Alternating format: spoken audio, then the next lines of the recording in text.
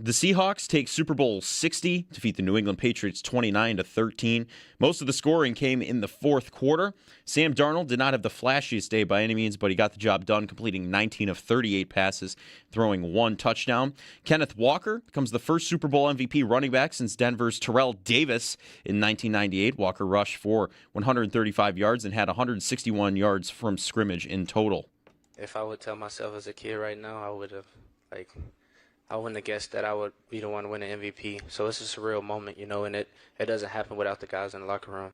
Audio courtesy of the Associated Press. Cooper Kupp was the leading receiver for the Seahawks, tallying 6 receptions for 61 yards.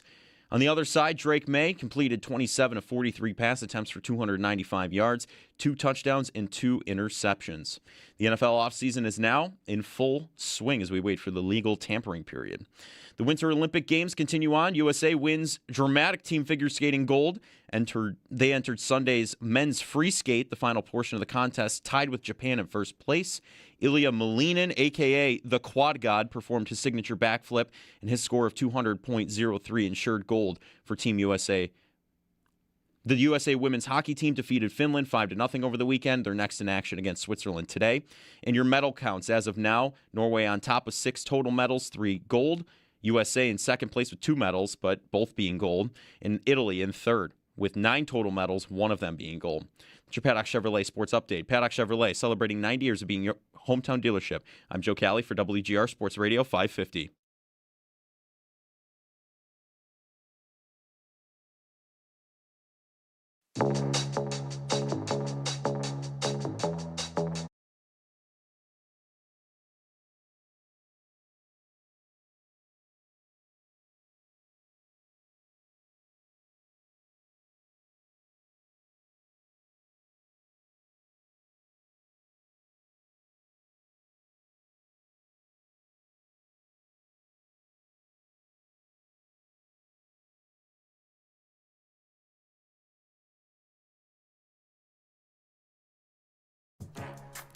And the Olympics as well. Everybody's so 0-0.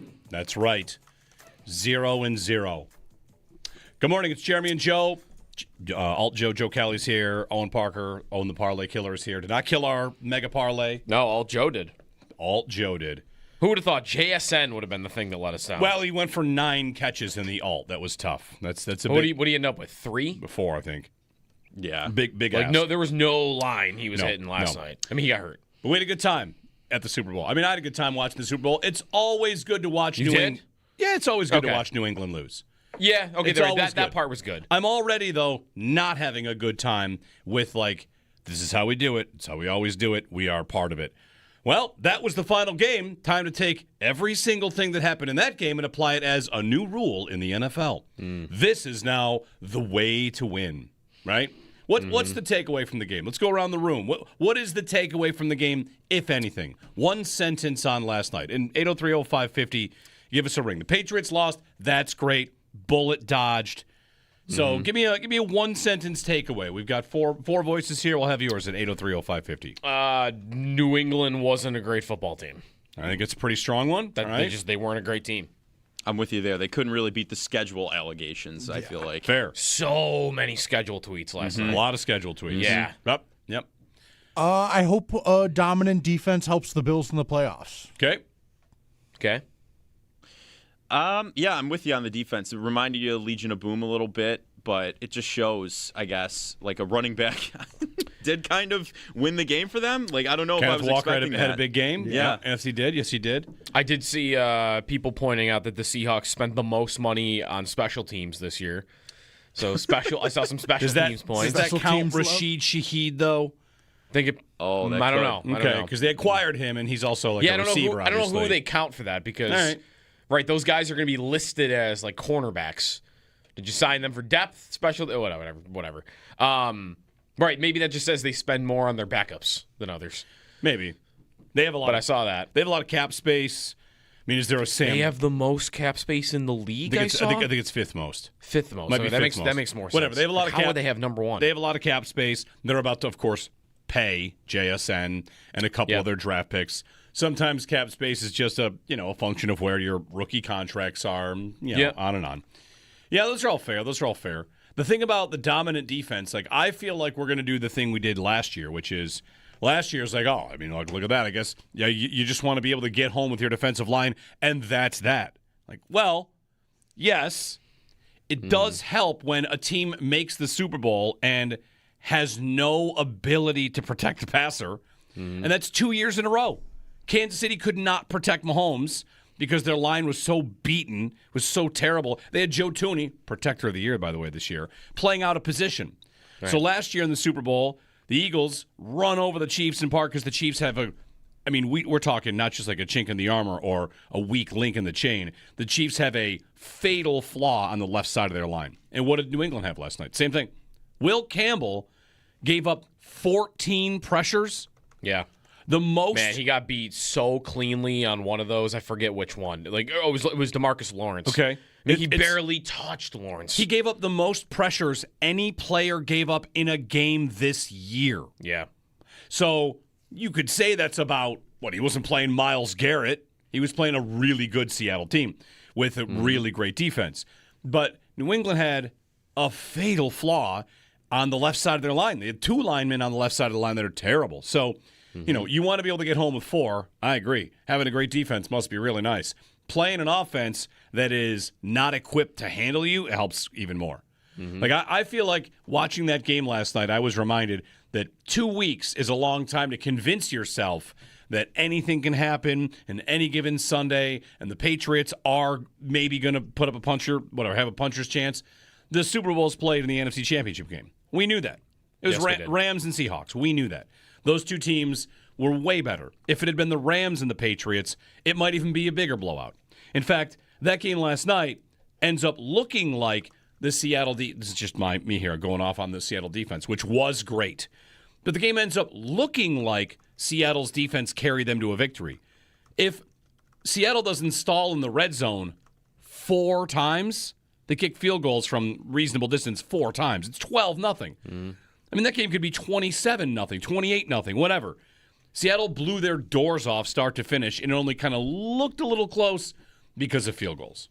Yeah. So a better offense, better defense, better team, and what we saw was New England, who didn't belong, looking like they didn't belong. The best team in the NFC, who was better than the AFC, against what? Like the 5th best team in the AFC? Probably. That's what we got. Probably right. Who puts up a better fight than the Patriots? Denver, Buffalo, A healthy Denver. Jacksonville, Definitely. Houston, a healthy Houston with Nico Collins. I mean, I don't know. Stroud might have thrown 7 interceptions He might against that have. defense yesterday. Does Justin Herbert with tackles put up a better fight? With tackles. He might. But not with what he had. No. We saw New England, who, listen, I don't think they're a total fluke. They won a lot of road games. They've got a bright future. But we saw maybe one of the biggest Super Bowl imposters ever. They did not belong.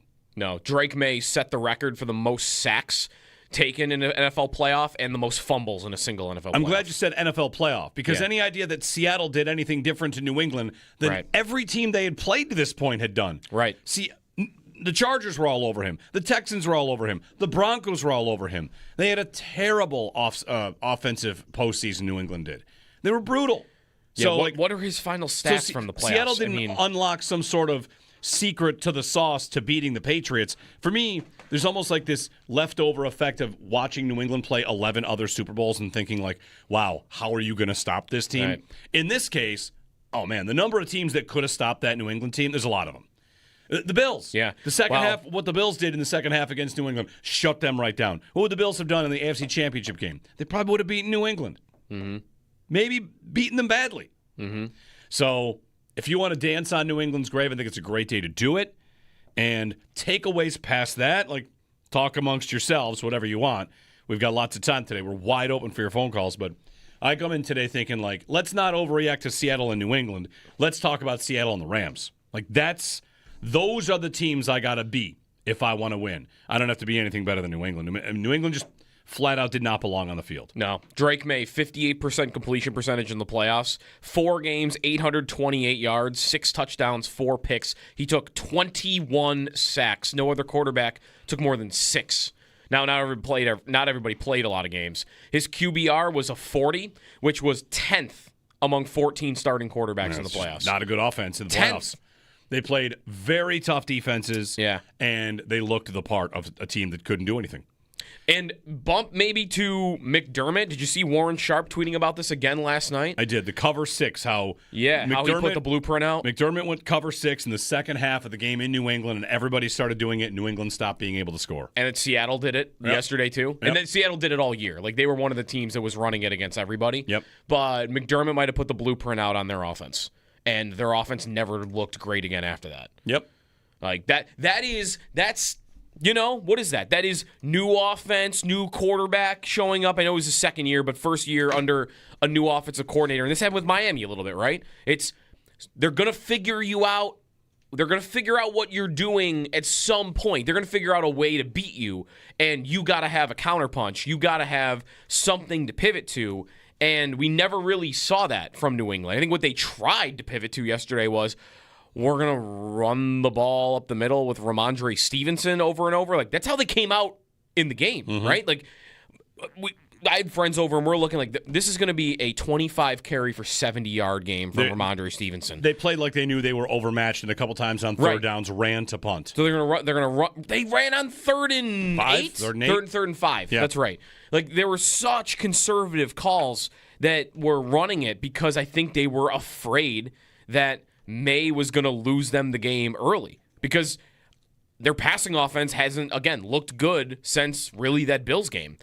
And I'm with you. I don't think that they were the best team in the AFC. I think you do have to welcome back players that were injured to make some of those AFC teams more competitive in that game yesterday. But if you did that, like if Rashawn Slater and Joe Alt are available, sure, Chargers are better. If Bo Nix is available, Broncos are better. If you just gave me as constructed the last time we saw them with all their injuries, I still think Bills and Jags are the two teams that were the best in the AFC. Yeah, I think that's probably right. Those were the two teams that would have put up a fight against Seattle. And probably the only two. Houston's defense might have kept them in it longer, but their offense wasn't doing anything against that defense yesterday. That defense is great. Yep. Like, no doubt. The Mike McDonald defense, I saw Steve Palazzolo tweet this last night that in 5 years, the whole league is going to be 32 Sean McVays against 32 Mike McDonalds. Like, it's that offensive structure against that defensive structure. I saw that tweet, and the funny comment was everybody but Pittsburgh because they're going to keep doing what they always do. Mike McCarthy, they're not going off any new coaching tree. Right. Well, 8030550, did it make you feel any sort of way about the Bills? Listen, I think there's two. You said Jacksonville, too. Denver. I think Jacksonville. Denver is the team that's allowed to feel a little more heartbroken than Buffalo. Because they lost their quarterback? They lost their quarterback on like a kneel down to a broken ankle. Can you imagine if that had been us?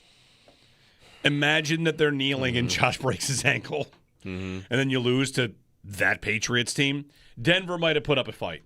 Denver might have. Buffalo, I think, would have put up a better fight. The Rams did put up a better fight. The last time the Rams and the Seahawks played, it went 31-27. The time before that, it was 38-37 in overtime.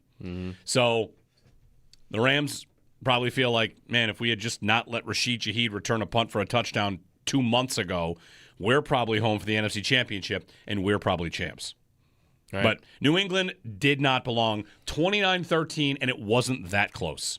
Really, it should. It ends up. The garbage time stats. Drake May in the third quarter had like 70 yards. Yeah, and you know what he ended with up with 300, 295. 295. Yeah. That's insane. Yeah. So some garbage time drives. I was maybe I jinxed it because I did tweet out it was 12. No, it was a score. It was 16-0 maybe.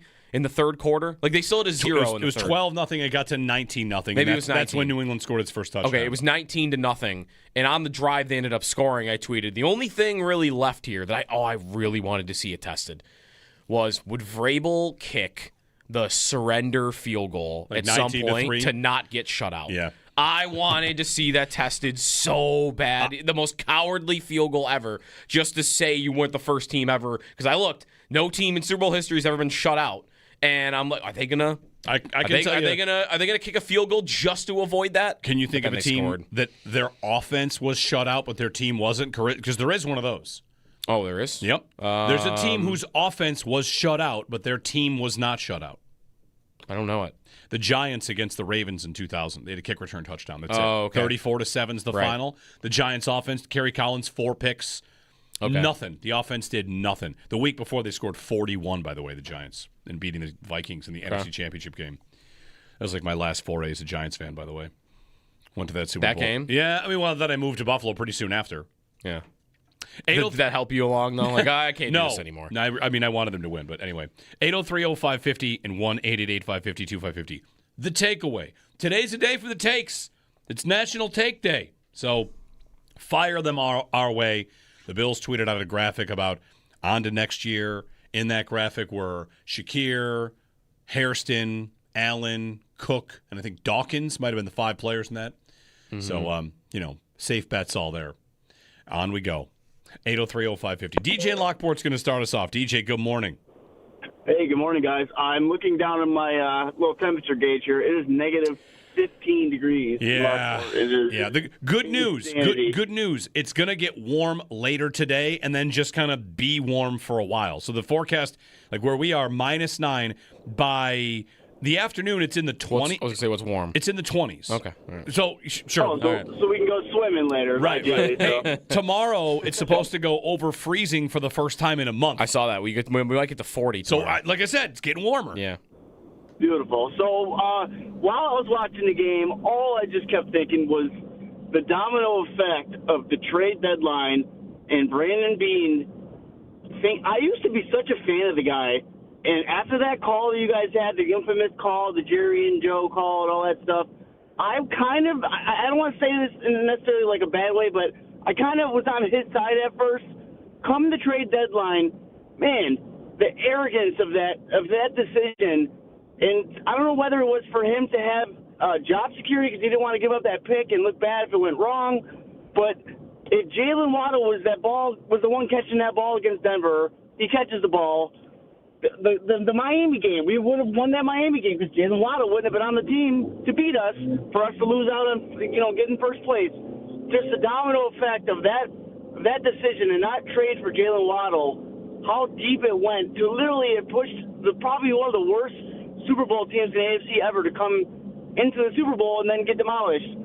I really, really hope that Joe Brady can get under Brandon Beane's whatever idea, whatever he decides his plan, to tell him, dude, we need to get a good or 2 wide receivers in this organization. Having Jalen Waddle would have made a world of difference in everything that happened over the last 2 months. And I don't have any faith in the guy doing it. I really don't. And we might have a great DC now, a better coach now because Brady's in a new job. It might all go to the wayside because Brandon Beane thinks he's too smart, and everything he thinks is better than everybody else. So I just pray that he doesn't do that and just stops and goes and gets some wide receivers. Thanks. So I'll hang up with you guys. Thanks, DJ. Regarding that call long ago, we talked on Thursday with the Bills GM, and I feel like the call, whatever, it'll live on, but like hatchets have been buried and on to the future. I'm glad the first call came in about receiver. I'm really glad because that means I didn't have to bring it up because I was fully prepared today to defend the idea that how important this is. They should, of course, build a defense. They've got their coordinator, go out and spend almost every asset you've got on your defense. But it might be a better time than ever to point out that the 2 best teams in the league, and again, that's not New England, that's Seattle and LA, have the 2 best receivers in the league, arguably. You want to say like Chase and Josh. But you don't get to the game where your defense wins it for you without winning the game against that other team. Seattle against the Rams against Seattle. And like the Bills need a couple things here. They need to fix this defense, which I think they will dedicate dollars. They'll dedicate new coaching hires. They'll dedicate draft picks to. And I am very optimistic about their future because they have a lot in place, and if they get somewhat better results defensively and someone that's a difference maker in the passing game, wouldn't they beat that New England team that was in the Super Bowl last night by like 30? Mm-hmm. So I didn't make the first call about receiver. DJ, I'm glad you did. It'll be about both those things this year. How do you look at Seattle and not think that they got there because they drafted really well across the defensive line, and they added the offensive player of the year? Right. That's what they had the number one drop back passing game in football. Yep. Seattle did. So number one defense and an offense that was near the top of the league. I think they were the first. Well, not the first. They were number one in DVOA in offense and defense. Did you see Aaron Schatz where he ranked the Patriots? He showed where they ultimately landed in DVOA historically. No, like overall. Yeah. No. They're like near the 07 Patriots. Right. Like that good. And if you look at their resume all year long, they just beat good and great teams over and over again. Yeah, they were only the sixth team in NFL history that finished number one overall in DVOA on offense and defense. The other ones were the 85 Bears won the Super Bowl, the 96 Packers won the Super Bowl, the 2002 Bucks won the Super Bowl, the 2013 Seahawks won the Super Bowl, and then the 2023 Ravens who lost in the conference championship. Aaron Schatz has them on DVOA, which has been charted since 1978 as the fourth best team of all time. Yeah. Seattle. Yeah, they were great. It goes they were unbelievable. 91 Washington, the 85 Bears, the 07 Patriots, Seahawks. Yeah. It was not a team just carried by its defense. I wonder if they'll get that respect. They'll probably have to win term. They'll have to make another Super Bowl. Because they didn't get really tested by New England, and also they really didn't. I mean, offensively at least, defensively they were great. Offensively, they didn't really play their best game. They didn't score a touchdown until the third quarter. Well, that's what I was saying. Like it comes down to red zone efficiency because if you look at what Seattle did in the game, they drove it with long drives 4 times before they finally got a touchdown in. So they were moving the ball somewhat regularly and just falling just short. In fact, it wasn't all red zone. They kicked from the 21, 24, and 23, I think. They did have 3 punts in the first half, too, though. It's not like they were great. No, they could have it could have been okay. But New England's defense does have some chops. I think that's the strength of New England. That's why they got there. Yeah. 803-0550. Dan in Lancaster is up next. Dan, good morning. Hey, thanks for taking my call. Well, I just want to start off by saying that was probably the worst Super Bowl I've watched in about 25 years. But it was bad. With that said, that's what you're going to get when you have 2 average quarterbacks. Great. Both teams I thought were good defenses. I thought Gonzalez for New England, that's the way you play cornerback. And I'm hoping if Brandon Beane's going to fall in love with thinking that you need all defensive players, well, you better get some cornerbacks that can turn their head because Taron Johnson, Tre'Davious White don't turn their heads. But other than that, my prediction was Seattle-Buffalo in the beginning of the season. And you picked Seattle. You picked Seattle at the beginning of the season. Yes, I knew they had a great defense. I thought Seattle was going to go to the Super Bowl. So maybe I just have a crystal ball, but I did. But with that said, I still think we need a receiver. But if with our new scheme we're going to be doing on defense, I'm hoping that Brandon Beane sees that that's the way our cornerbacks need to play defenses like Gonzalez and turn your head and swat the ball because New England would have lost by 40 if it wasn't for Gonzalez. Yeah. Thanks, Dan. Well, on corner, I mean, that'll be down the list of needs. They've got Benford and Hairston as 2 starting guys, and maybe they get one more. I don't know if they've got ideas for Hairston to play more inside or outside, whatever. So they could probably use another one. Also, we learned Dorian Strong, who they just drafted last year, posted on Instagram that he's going to have a procedure soon. Last we heard from the Bills was it was not great, and he might have a procedure that might end his career. And he posted on Instagram something to that effect, like he's about to have this procedure. So, wishing him the best. And, just from a flat-out number standpoint, if he's no longer in the mix, well, they'll have to get another corner. Yeah. But I feel like the conversation for this team is going to be about their front 7 and how they're going to be different on the front. The front 7 and the other safety to go next to Cole Bishop. So, and can they finally find pass rushers? Right, it's been great. It has not been new. They've tried. It's another year where, look at that. A pass rush is what you need. Well, the Bills have been seeking that since 13 seconds. Pretty consistently. And even a little, really before that. The money they spent before that, the draft picks since then, they just pour assets into it, and they still don't have it. Maybe the scheme change will get them there. Yeah, really, because one complaint I've always had about the types of edge rushers that they draft, and I think Seattle is a couple of these guys, the speed rusher. The bend. They don't go for bendy guys. No, the guy who can rip a spin move on a Will Campbell and just get right to the quarterback. The Bills draft these tall basketball players. Yep. that don't really move like that rush straight ahead and bull rush and set the edge. And set the edge. They got a guy that sets the edge. Yep. Right. So, maybe if Jim Leonard gets in there and says, I need this type of pass rusher, that they'll actually draft it, because they don't have guys like that, and they really have never had guys like that since Jerry Hughes, and they didn't bring him in. 803-0550. The Monday after the Super Bowl Monday. Your thoughts on all of it? We'll take your calls. By the way, on the picking Seattle before the season to win the Super Bowl, if you did that, I mean, they're the second longest odds to win the Super Bowl according to your preseason odds. The 99 Rams were the only longer shot going into a year to actually win it. Good for them. Their GM has built 2 Super Bowl winning teams with none of the same players and a different coach, which is quite an accomplishment. You got GMs that have won 3 Super Bowls, but the same quarterback the whole time, or the same coach the whole time. And this guy has built basically two separate franchises to win it for Seattle. John Schneider. 803-0550 is our phone number. How did it feel watching it? And does it feel like the Bills are closer, further? I don't know if you feel a certain way about it. I end up coming out of it disappointed, kind of shocked the Bills weren't there. It would hit me throughout the entire day. The entire day, I just kind of felt like I can't believe New England was allowed to get here. And I almost felt like it's the Bills' fault. But then again, it might not have really been their fault. I don't know. It makes me feel like they're close, and it should be an offseason where they treat it like they're close. 803-0550, 1-888-550-2550. Jeremy and Joe, your phone calls here on WGR.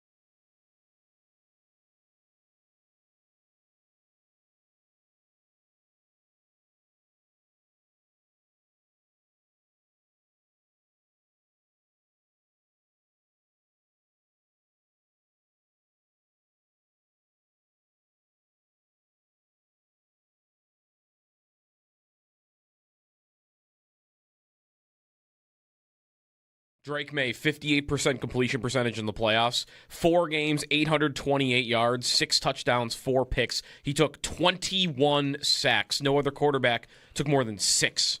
Now, not everybody played a lot of games. His QBR was a 40, which was 10th among 14 starting quarterbacks in the playoffs. Not a good offense in the playoffs.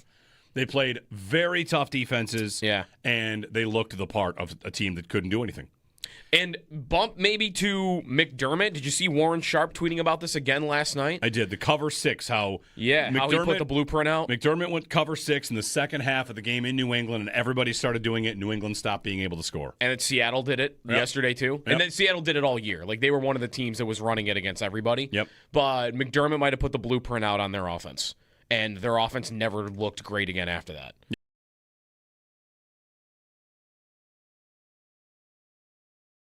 This is how we do it. It's how we always do it. We are part of it. Well, that was the final game. Time to take every single thing that happened in that game and apply it as a new rule in the NFL. This is now the way to win, right?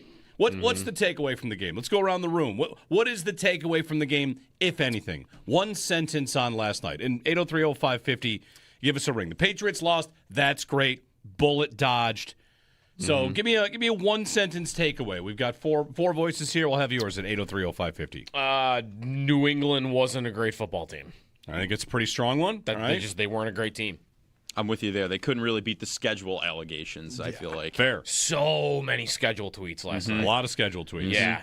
Yep. I hope dominant defense helps the Bills in the playoffs. Okay. Yeah, I'm with you on the defense. It reminded you of Legion of Boom a little bit, but it just shows, I guess, like a running back. did kind of win the game for them. Like, I don't know if I Kenneth was Walker expecting had that. a big game. Yeah. Yes, he did. Yes, he did. I did see people pointing out that the Seahawks spent the most money on special teams this year. So I saw some special teams points. Does that Special count teams love? Rashid Shaheed, though? Think it, Oh, that I don't could. know. I don't Okay, know. because they acquired him, and he's also like Yeah, a receiver, I don't know who obviously. they count for that because, All right. those guys are going to be listed as like cornerbacks. Did you sign them for depth, special, whatever. Right, maybe that just says they spend more on their backups than others. Maybe. They have a lot But I of, saw that. They have a lot of cap space. I mean, is there a Sam? They have the most cap space in the league. I I think it's fifth most. fifth most. Might be Okay, fifth most. that makes more sense. Whatever. They have a lot of How cap. would they have number one? They have a lot of cap space. They're about to, of course, pay JSN and a couple Yep. other draft picks. Sometimes cap space is just a function of where your rookie contracts are. Yep. On and on.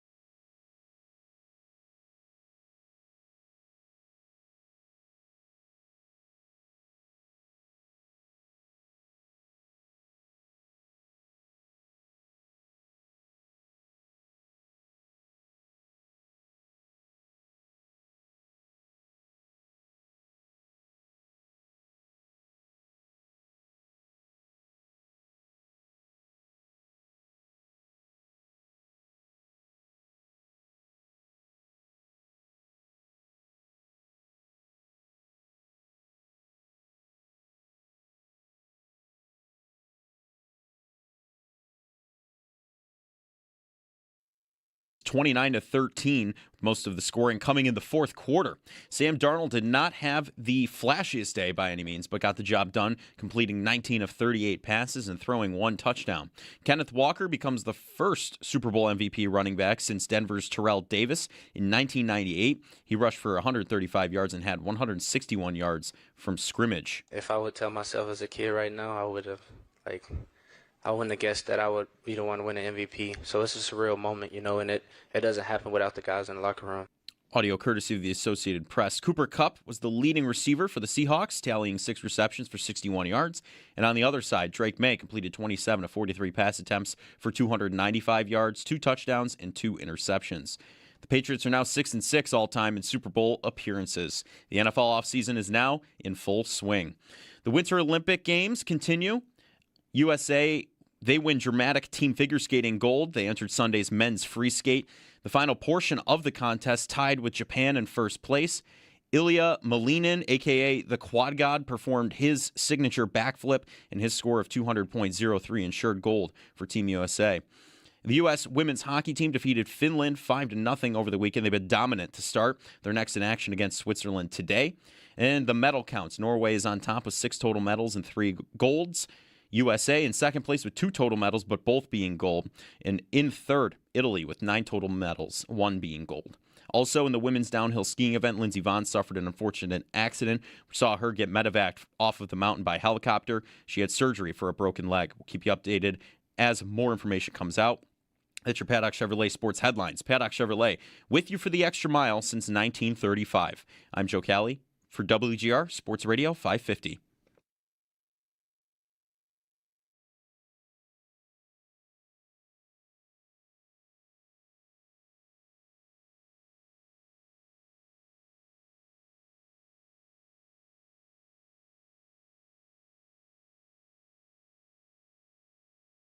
Josh McDaniels calling plays. That worked back in 2010, but it's 2026 now. I mean, we got Stephon Diggs making catches, but where's Edelman? Where's Gronk? Like, Hunter Henry's fine, but we're lacking in some talent. And, I think Vrabel's fine, but, we feel like we're behind the 8 ball. We're living in the past. The future is still bright, but, feeling pretty nervous about the future of our team here. A Patriots fan called the show before this nervous about the future of the team. Okay, good luck. Will they be back on the Super Bowl next year? Probably not. You want to know a fun stat on the Super Bowl? How many quarterbacks have lost a Super Bowl and then gone back to win one? Mm-hmm. You know how many it is? You go and you lose your first, and then you go back and you win. Manning did it. I'm going to guess there's like... Manning did not do it. Peyton Manning won his... Oh, right. Chicago. Yep. Losing your first Super Bowl. Yeah. And then you go back and you go back and you win. Hurts? He's the only one in the modern era. Really? That's it. Hurts. It does not happen. Okay. Now, is there an explanation for that? Maybe. I mean, Elway, I guess. Elway is, right? He went and lost a bunch and then went and won. Did he make it? He made it in the late 80s, though? He did. Okay. They lost a couple. To the Giants. Yeah, they were. Okay, so Elway did it. Elway. Yeah. Elway, Hurts. Yeah. That it? Might be it. It's not a lot. Ollie Connolly had that. 4 quarterbacks have come back to win after losing their first. Who's going to be the next? The candidates? The candidates are May, Burrow, Purdy. Yep. Jimmy Garoppolo. Yeah. And that's maybe it. Yeah, I don't know what to make. That's weird. Because you hear every time like, oh, you'll be back, right? I don't know if they actually believe it. But yeah. I mean, I don't think their future is cooked by any means. They have a ton of cap space. Yeah. I mean, how many calls last night for A.J. Brown were Patriots fans making on social media? Like, this team needs, I saw a lot of that. And linemen, too, of course. But they have the resources to address those needs if they want them. Right, like if they want to add an elite if they want to add a great pass rusher, a top receiver, and improve their line, like they have the ability to do all that this year. They don't as much in the draft because they're going to pick 31st. But no, I don't think they're going away. I think though them making the Super Bowl next year, like I'd put them behind several teams before I would do that. First place schedule, right? That's going to change things a bit for them. Yep. So. I think they're still good. I don't think they're a team that you're going to see go to multiple Super Bowls. Yeah, they might go to one more. Maybe not. I mean, they're not about to rattle off. They're going to go 3 times in 5 years to me. I mean, very few teams do that, so I wouldn't exactly expect that. But this version of the Patriots will not be returning either. Like they'll want to get a lot better on the left side of their offensive line and get better. I saw already like articles about what every team's number one need is, including the Patriots. You know what their number one need is, according to ESPN? The receiver? Yep, number one receiver. Yeah. So, I mean, Diggs couldn't do much in this game, didn't do that much. Mac Hollins was a target. Kayshon Boutte got down the field maybe once. I think he had 1 catch. Yeah. Pop Douglas, if you like him, Hunter Henry, they just couldn't keep May protected. They didn't have it. And their run game is not all that threatening either. It's not. And that really wasn't all year, right? Like, it was the one thing they never really had. Yeah.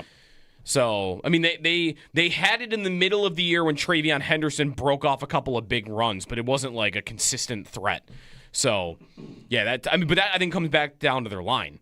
You've had teams make the Super Bowl recently. How many times in the last 5-6 years where they've no line? The Chiefs went to the Super Bowl twice without having any semblance of a line, and injuries did that. And then New England didn't have one. So, like you can only do so much when you go into against an elite pass rush and you don't have the time to throw. And the Chiefs lost 2 Super Bowls because of it, and now the Patriots lost 1 because of it. And they really were all non-competitive in those 3 games. Yep. 803-0550. Rob in Connecticut is up next. Rob, good morning. Good morning, Jeremy. Good morning, Joe. Good morning, Owen. First off, I would like to say, the benefits of being blind. Kevin Harlan is so awesome to listen to. I mean, I didn't have to listen to Chris Collinsworth. So, I mean, the game was awesome just to listen to Kevin Harlan last night. Jeremy, I'm with you after that game last night. This is how I felt. And I hate to say shoulda, coulda, wouldas, and, we would have if, and this and that. After the 13-second game, and we didn't win that, if we had won that and then come back home to play Cincinnati, there's no doubt in my mind we would have been in the Super Bowl. That's one. And then after last night, I felt the same exact way. It was like, if we had beat Denver, there's no doubt in my mind we would have beat New England and go on and played in the Super Bowl. Now, I'm not necessarily saying we would have won the Super Bowl, but I guarantee you, if Buffalo was in that Super Bowl last night, they would have definitely put up more of a fight. They would have been in the fight. And it was disappointing. I did not want New England to win, but I would have liked them to have made a fight.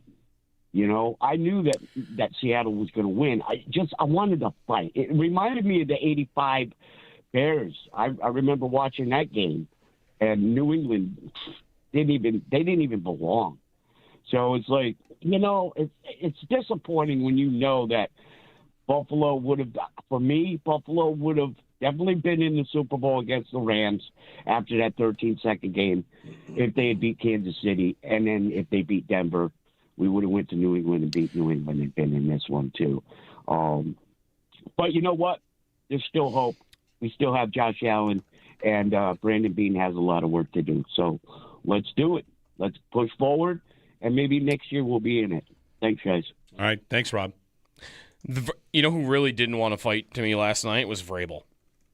Vrabel didn't want it. I mean, didn't go for 2-point conversion.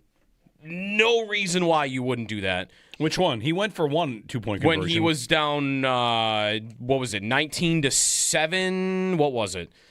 After they scored their first touchdown. It was 19-0. So you could have made it so 19-8. You could have got it to a touchdown and a field goal. Yeah, right. Because later on he went for 2. Ben Solak pointed out, though, that decision, going for 2 or kicking the extra point instead of going for 2, lost 8.1 win percentage probability. Okay, that's tough. A massive amount. He also, earlier in the game, had a 4th and 1 when they were down 12-0 at the 41-yard line and chose to punt on that one. That was a little over 2%, I think I saw. Like, I don't know. Vrabel, to me, like, those he had a 4th and 3 that he didn't go for.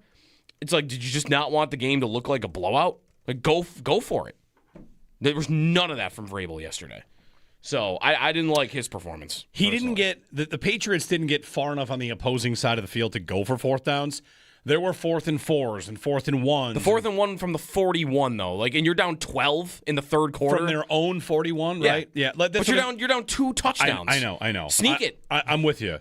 They don't really have a sneak play the same way that other teams do, right? They don't run May the same way. That's bad. That's right. Every team should have bring your tight end in and do it. It took them until the 4th quarter or the late third quarter to get on the other side of the 43 in Seattle territory. Like, they could never move the ball. 803-0550. Your thoughts on last night's game, what it says about your team, the Bills, what you feel about it. 803-0550 to join us. David in Cleveland. David, good morning. Good morning, guys. So I didn't want to have to go there, but the NFL still doesn't really seem to know what a catch is. I mean, I don't know about you, but I watched that first drive where Seattle was, before they kicked their first field goal, it was a throw on the sideline to Cooper Kupp. Great catch. I don't think he had both feet down before he had full possession of the ball. Just as a point, at his side. The other thing is, Jeremy brought this up earlier, was the common thread between the 2 AFC teams in the Super Bowl was inability to protect the quarterback. And I think that brings us back to, what do we do with the interior of the Bills' defense? Because the Bills' tackles are set, but what do you do with McGovern's contract? What do you do with David Edwards' contract? You know, the Bills' offensive line clearly would have had their hands full with Seattle, but would have had a fighting chance, I think, with Cromer and his scheming and Cook running the ball. You know, I think that can't be lost on any of this, is we need to keep Josh Allen healthy. And, you know, I know going into the offseason, I agree with you 100%. We need a number 1 wide receiver. We need some juice on the edge, speed rusher, 100% agree. But the interior of the offensive line needs to be, Beane needs to figure out what to do with that. Just get your thoughts. Thanks, David. Mm-hmm. Yeah, between all three of them, I mean, whether you're going to re-sign Torrance or McGovern is a UFA and David Edwards is a UFA, I think he's got to let them both go. Maybe not McGovern because you think it's too important. David Edwards for sure I would let walk. I mean, you have Alec Anderson in one spot, a rookie in another, right? And you're saving $15 to $20 million on one of them, and on both of them you're maybe saving 30, 35. Right. In AAV. Spotrac has both about I think it was $16 to $20 million. Yeah. And again, they're going to hit the open market. Maybe not. They could, of course, keep the band together. The Bills' offensive line this year was great, and that's pass protection too. Yeah. Good in the run game, great in pass protection. I know Allen got sacked more, but that was more often due to Josh Allen or some other circumstances here because, the offensive line, if you look at composite ratings, ESPN, Pro Football Focus, they were the top 5 line for sure. In some measures, they were number 1. So do they want to keep that together, or do they think it's time to kind of turn that over a little bit? You could make a case either way. 803-0550. Thanks, David. It would just be a lot of money to spend on your entire line. You're already doing so much of it. I mean, if they sign the 2 guys on the interior, then all 5 are going to be paid within a year because Torrance needs a deal. Even before Torrance, they'd be spending the second most money on offensive line in the NFL. Which and Torrance would probably put them number 1. Maybe you feel that you should because you want to protect Josh Allen, but those guys are replaceable to me. I totally I agree. You could replace them, and again, this is where you have to make your decisions. You have to make your sacrifices. Do you want to just be a little smarter at the spot and try and get more efficient from a dollar standpoint? Because I got to spend that money on defensive additions because they're going to overhaul their defense. Right. 803-0550 and 1-888-552-550. Jeremy and Joe, good morning. Happy Monday. It was -9 when I walked outside today. And the coolest thing I've seen so far today, maybe you saw this, maybe not, Patrick Hammer retweeted this. Do you see the giant crack that formed on Lake Erie? There's a video that has gone out that is a satellite image of a giant crack across the ice in Lake Erie. Like all the way across the whole lake. All the way across. And I don't exactly know the timeline that this video is. Yeah. Like, how long did it take for this crack to form? And to expand across the whole lake? The whole thing. Yeah. So I retweeted if you want to check that out. It's pretty cool. Andy Parker tweeted out, it's the coldest morning in a decade. Sweet. Since it was -12 on February 14th, 2016. Well, I am warmed by the Patriots' loss. I'm warmed by that. I'm warmed by their fans who had talked themselves into being special, how they were going to win that game, and they just got absolutely roasted, like as they probably should have. The game went exactly how the game should have gone. New England just losing and not really being competitive. Maybe you would have thought they would have been a little bit more competent offensively, but they got beat by a much, much better team. 803-0550 to join us. Your thoughts, your takeaways. Join us here on WGR. Seattle blew their doors off start to finish, and it only kind of looked a little close because of field goals. Yeah. So a better offense, better defense, better team, and what we saw was New England, who didn't belong, looking like they didn't belong. We had the best team in the NFC, who was better than the AFC, against what, like the 5th best team in the AFC? Probably. That's what we got. Probably right. Who puts up a better fight than the Patriots? Denver, Buffalo. A healthy Denver. Jacksonville. Jacksonville definitely. Houston. Does. A healthy Houston with Nico Collins. I mean, I don't know. Stroud might have thrown 7 interceptions he might against that he might have. defense Does Justin Herbert with tackles put up a better fight? With tackles. He might. But not with what he had. No. We saw New England who, listen, I don't think they're a total fluke. They won a lot of road games. They've got a bright future. But we saw maybe one of the biggest Super Bowl imposters ever. They did not belong. No. Drake May set the record for the most sacks taken in an NFL playoff and the most fumbles in a single NFL playoff. I'm glad you said NFL playoff because any idea that Seattle did anything different to New England than every team they had played to this point had done. Right. See, the Chargers were all over him. The Texans were all over him. The Broncos were all over him. They had a terrible offensive postseason, New England did. They were brutal. Yeah, so, what are his final stats from the playoffs? Seattle didn't unlock some sort of secret to the sauce to beating the Patriots. For me, there's almost like this leftover effect of watching New England play 11 other Super Bowls and thinking like, wow, how are you going to stop this team? Right. In this case, oh man, the number of teams that could have stopped that New England team, there's a lot of them. The Bills. Yeah. The second half, what the Bills did in the second half against New England, shut them right down. What would the Bills have done in the AFC Championship game? They probably would have beaten New England. Maybe beaten them badly. So if you want to dance on New England's grave, I think it's a great day to do it. And takeaways past that, like talk amongst yourselves, whatever you want.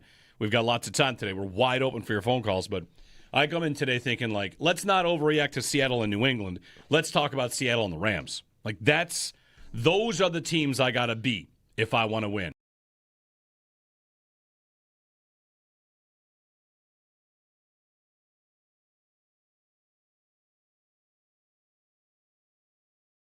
offensive line needs to be – Bean needs to figure out what to do with that. Just your thoughts. Thanks, David. Mm-hmm. Yeah, between all three of them, I mean, whether you're going to re-sign Torrance or McGovern is a UFA and David Edwards UFA, I think he's got to let them both go. Maybe not McGovern because you think it's too important. David Edwards for sure I would let walk. I mean, you have Alec Anderson in one spot, a rookie in another, right? And you're saving $15 to $20 million on one of them, and on both of them you're maybe saving 30, 35. Right. In AAV. Spot Trek has both about I think it was $16 to $20 million. Yeah. And again, they're going to hit the open market. Maybe not. They could, of course, keep the band together. The Bills' offensive line this year was great, and that's pass protection too. Yeah.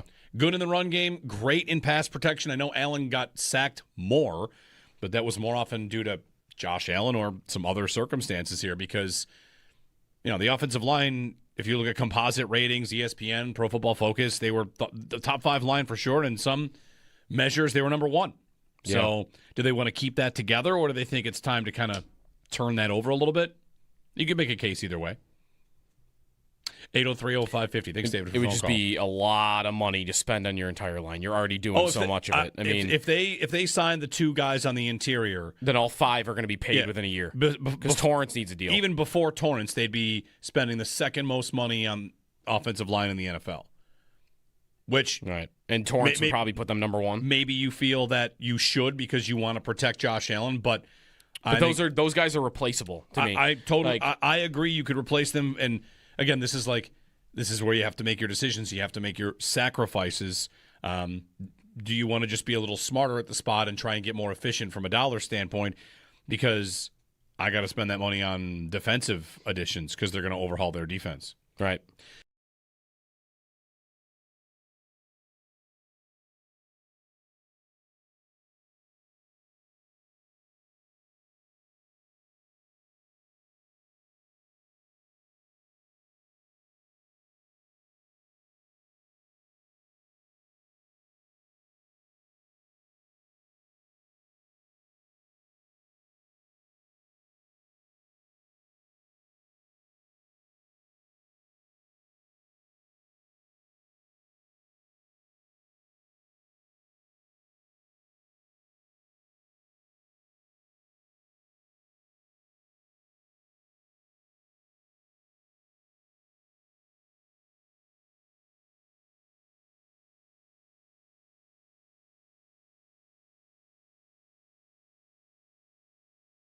And they bring him pressure as well. And May get a knockdown as Witherspoon came under pressure. And Uchenna Nwosu is going the distance for a touchdown. Mike Tirico on the call. We're all glad the kicker did not win the MVP, right? That was a fun 5 minutes of, is this going to happen? No. It would have been Kenneth Walker even in that scenario. How many field goals would he have had to make to win it? There would have needed no touchdowns. He would have needed there to be a couple of long ones. You can't just make 38-yarders and win the MVP. Even if you make I need one from 60 or one from 58. Yeah, 4 50-yarders, we'll talk. Uh-huh. I can't tell you how close I was to hammering the live odds on that because he was still plus 1,300. I'm so glad he did not win that MVP. I had talked about before the game, we were looking through certain bets, and someone mentioned, hey, it's plus, we're going through the touchdown props, plus 12,000, no touchdown score. And I'm like, I like that. I might bet. I never went to my phone and bet it, though. So then as the game is going on, people thought I bet it. And at halftime, I didn't bet it. So now I'm worried, is this game going to end with no touchdown score? So I was very happy when we got the first touchdown, which was, I don't remember what the first touchdown was. A.J. Barner. That was the Barner touchdown? Yep, A.J. Barner. 803-0550. Slope-style skiing is on. The Olympics. It's great. The Olympics have been great. It's his post-Super Bowl Olympic years, which, all Olympics would have a Super Bowl in them, but you know what I'm trying to say. You get just events, this slope-style skiing with the people doing the backward stuff on rails, doing a million flips in the air. Yeah. Nuts. Yeah. It is. I like all the drone videos. The drone video is incredible. The drone video on the downhill skiing, that's the drones going 80 miles an hour. Yeah.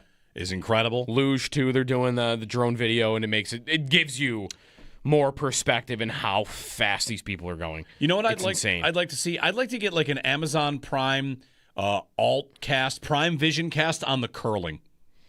I'd like that. When they show the house, they're showing over.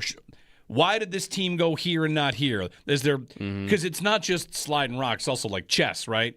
All right, what are we doing with this spot? And I would just like a little more there. I'm very into the curling. It's very exciting, very thrilling. Thrilling, listen to me. But just maybe some next gen stats on like the decision making. Sure. They do have I would say they have the arrows. The arrows. They have the arrows that show you like the what they're arrows about are like to try to do. But John Madden in 1994, being like, he's trying to go over here. It's not very. Yeah, this arrow's going this way. It's not very complex. I like the curling too. I like Gold Zone. Love Gold Zone. Gold Zone might be better than Red Zone. I actually Gold Zone's on Peacock. I only go to Gold Zone to see what events are happening right now, and then I go to an event. And then you go, wow. I don't watch all four at once. I don't want to do that. But they don't really stay on all four that long. Yeah. Like they'll go quad box, and then they'll for 30 seconds to a minute, and they'll choose one, and they'll stick with that. All right.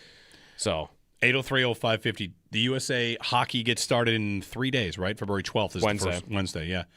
Or Wednesday's the tournament. I don't know if I'm assuming U.S. plays in the first day. I think U.S. plays Thursday against Latvia. Thursday, okay. All right. Tage on the line with Dylan Larkin and Jack Hughes. I like that. I'm just glad he's in the lineup. Yeah. February 12th, 3:10 p.m. 803-0550, your takeaways from Super Bowl 60, whatever they may be. The Seahawks win, dominating fashion. Stayed a little closer than maybe it should have because of field goals instead of touchdowns, but it was pretty much a blowout start to finish. Jeremy and Joe, getting your thoughts on it, what it says going forward, what the takeaway is, if there is any from this year's game. Give us a ring here on WGR.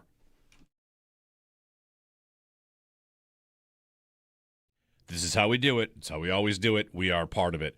Well, that was the final game. Time to take every single thing that happened in that game and apply it as a new rule in the NFL. This is now the way to win, right? What's the takeaway from the game? Let's go around the room. What is the takeaway from the game, if anything? One sentence on last night. And 803-0550, give us a ring. The Patriots lost. That's great. Bullet dodged.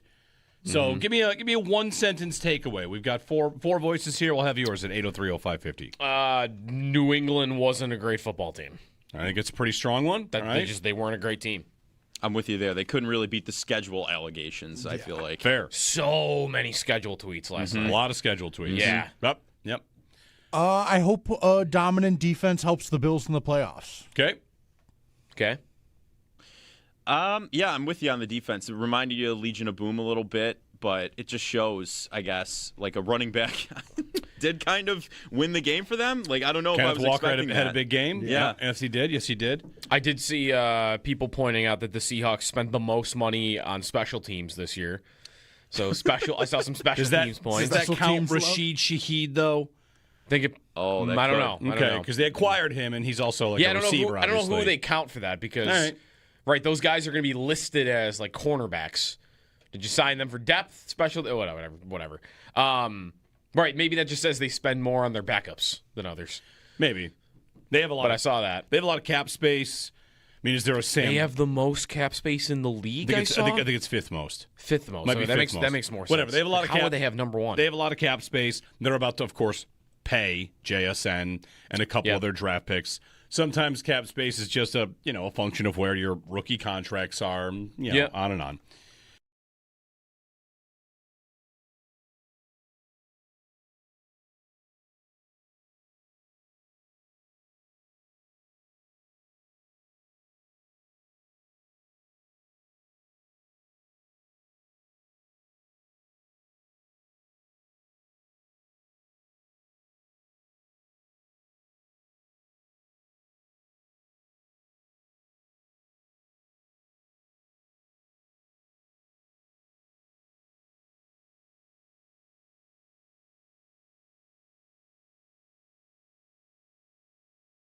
Seattle blew their doors off start to finish, and it only kind of looked a little close because of field goals. Yeah. So a better offense, better defense, better team, and what we saw was New England, who didn't belong, looking like they didn't belong. The best team in the NFC, who was better than the AFC, against what? Like the 5th best team in the AFC? Probably. That's what we got. Probably right. Who puts up a better fight than the Patriots? Denver, Buffalo, A healthy Denver. Jacksonville, Definitely. Houston, a healthy Houston with Nico Collins. I mean, I don't know. Stroud might have thrown 7 interceptions He might have. against that He might have. defense Does yesterday. Justin Herbert with tackles put up a better fight? With tackles. He might. But not with what he had. No. We saw New England, who, listen, I don't think they're a total fluke. They won a lot of road games. They've got a bright future. But we saw maybe one of the biggest Super Bowl imposters ever. They did not belong.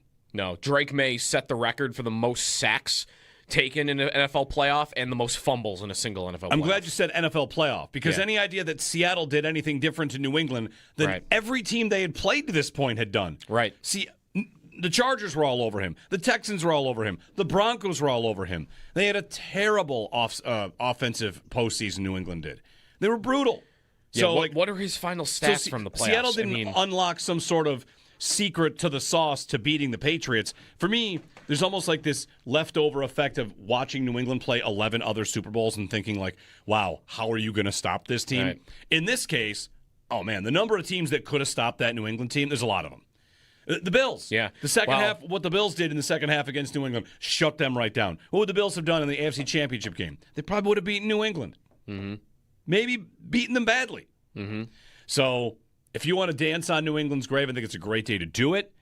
And takeaways past that, like talk amongst yourselves, whatever you want. We've got lots of time today. We're wide open for your phone calls, but I come in today thinking, like, let's not overreact to Seattle and New England. Let's talk about Seattle and the Rams. Like, those are the teams I got to beat if I want to win.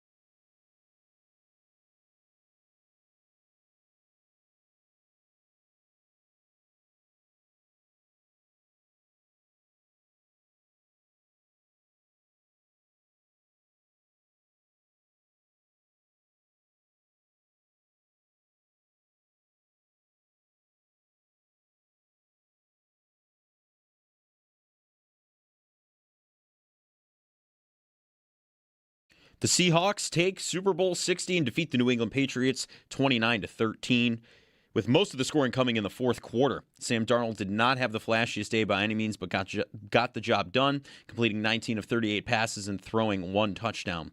Kenneth Walker becomes the first Super Bowl MVP running back since Denver's Terrell Davis in 1998. Walker rushed for 135 yards and had 161 yards from scrimmage.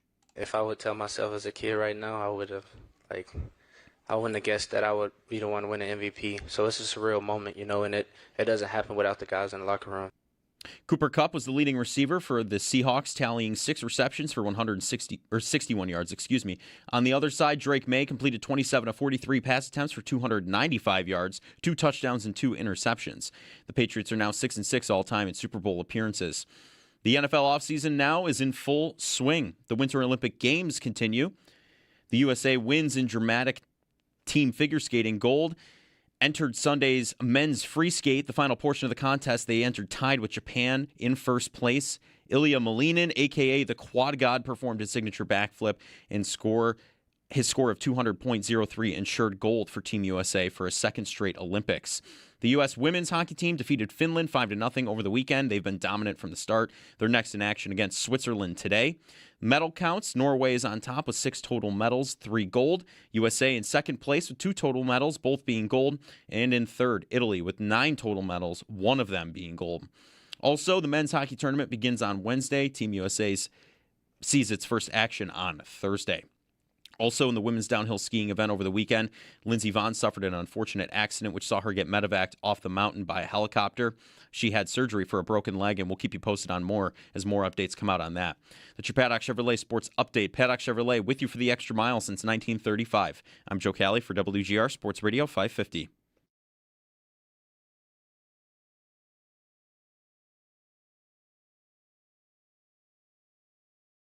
What does the future look like as a head coach in this league for you? Because it's going to happen. Yeah. That's up to God, and we're gonna enjoy tonight. Yeah. So no answers on the network. Yeah.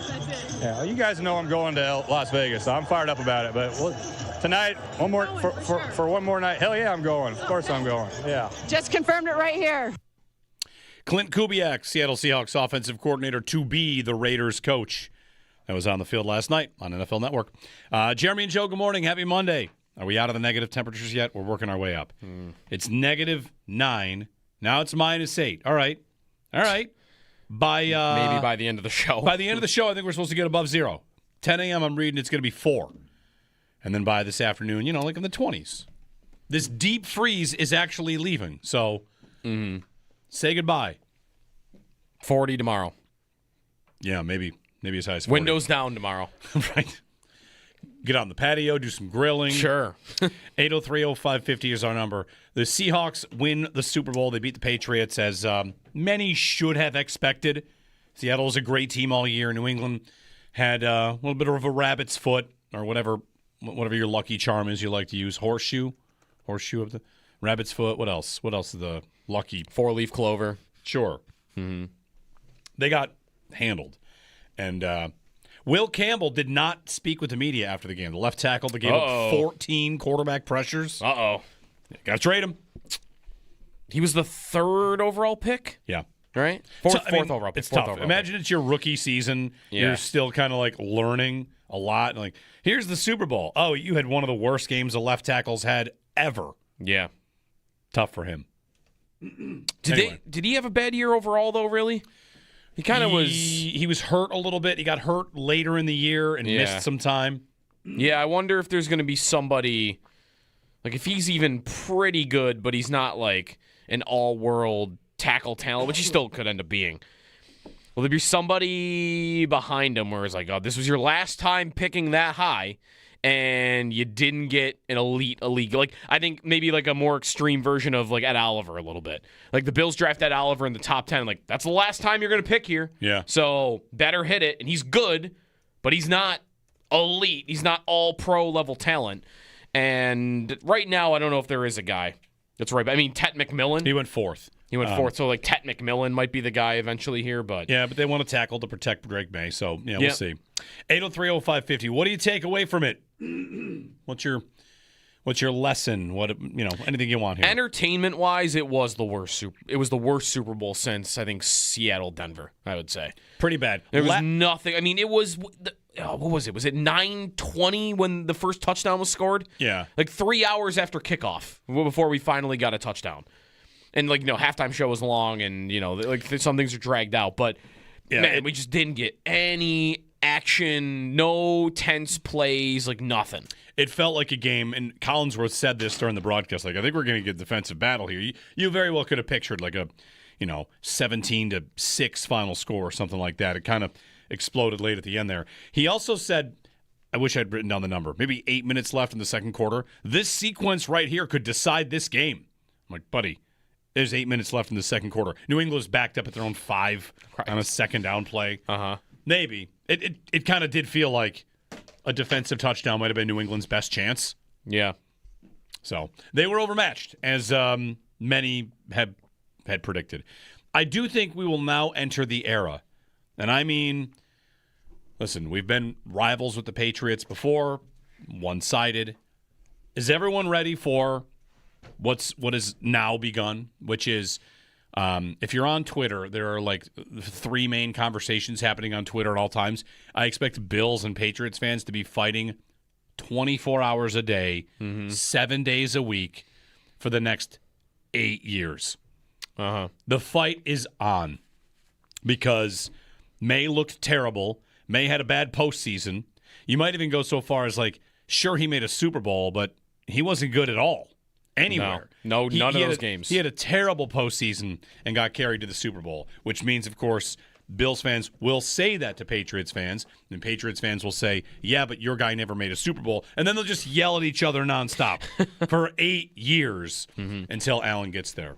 That's my next prediction is this rivalry is going to the next level, which is good. I mean, that's entertainment value.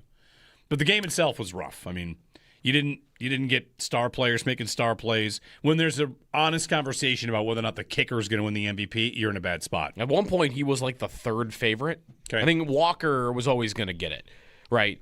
Like he cracked 100 yards in the third quarter, and it was like, okay, it's got to be him. It's got to be him. Nobody else you're going to get it to. He had a big catch. He was the only one doing anything in the first half at all, which got them out in front. The other thing about New England is they have the same needs as the Bills, right? Like they're going to be in the pass rusher market. They're going to be in the Max Crosby market. They're going to maybe be in the receiver market. Like their needs are similar to the Bills. So the rivalry is on, and I think that starts this offseason. Like in terms of like how the teams are about to be built and what they're going to be chasing. Like is Crosby going to come down to Bills and Patriots? Like 2 of the final 5 teams that might be in on him. There's already Rossini saying that he wants to play for Vrabel, right? And I'm sure if someone asked him a question about playing with Josh Allen, he probably would say the same yes. thing. Yep. So I feel like Bills and Patriots on that front, too, is about to really fire things up. I'll get you a Max Crosby update here. Las Vegas Review-Journal asking him about that and he spoke out about the idea of a trade. So we'll get to that in a minute. Get to Mo in New Jersey up next, though. Hey, Mo, good morning. Hey, good morning, guys. Make it very clear, last night's outcome was by far the best result as a Bills fan. But we now got to live in a world where Sam Darnold has a Super Bowl trophy and Josh Allen hasn't even been to the Super Bowl. That being said, you guys just touched on the point I wanted to make.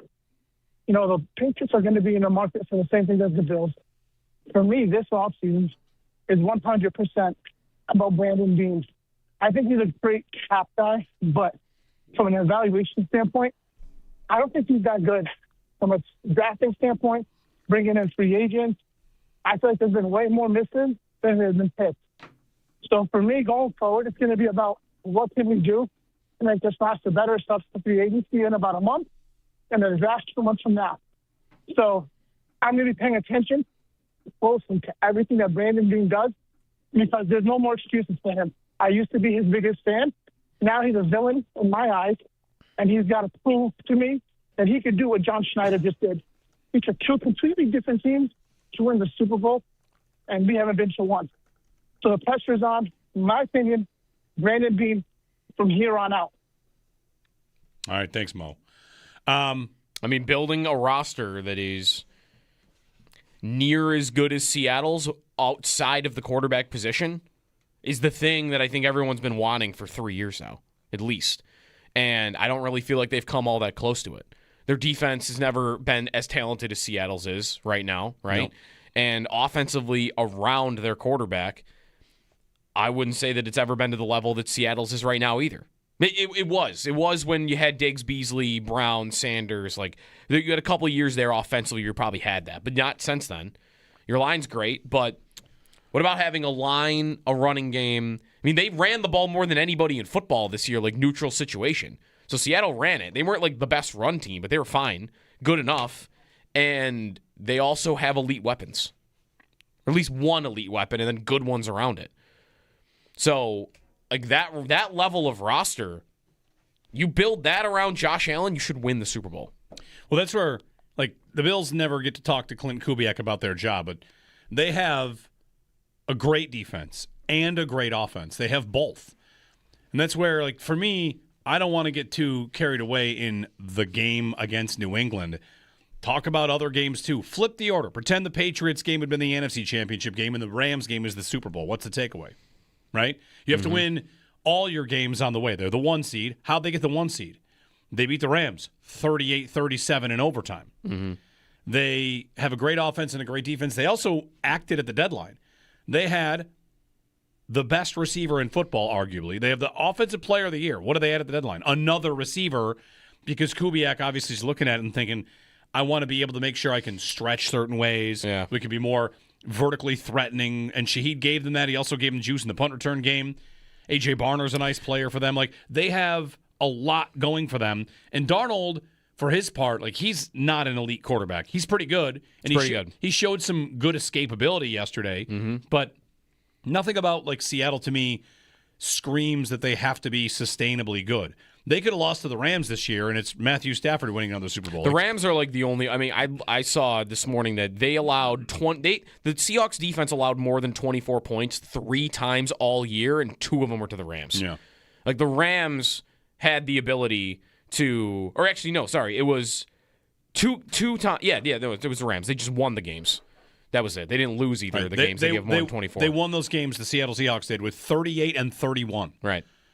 So like. Right. And then the only other time they allowed more than 24, they allowed 38 to Tampa in week 5. You go back to October. Right. That's it. Every other game this year, their defense was great and held the other offense in check, and they played some good offenses along the way. And, so, on Bean, I don't think Brandon Bean has to be a villain for you if you're a Bills fan. I'm not sure if he's a great cap guy. Is he a great cap guy? I mean, they're always up against the cap. What they need to be doing is probably make tougher decisions. This is where McGovern and David Edwards come in. It's time to... Last year they had 5 guys they could have signed, and they signed all 5.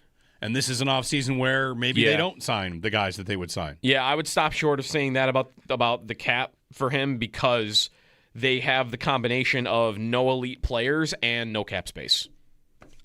I don't want to give you like cap wizard. Right, other than Allen. And maybe...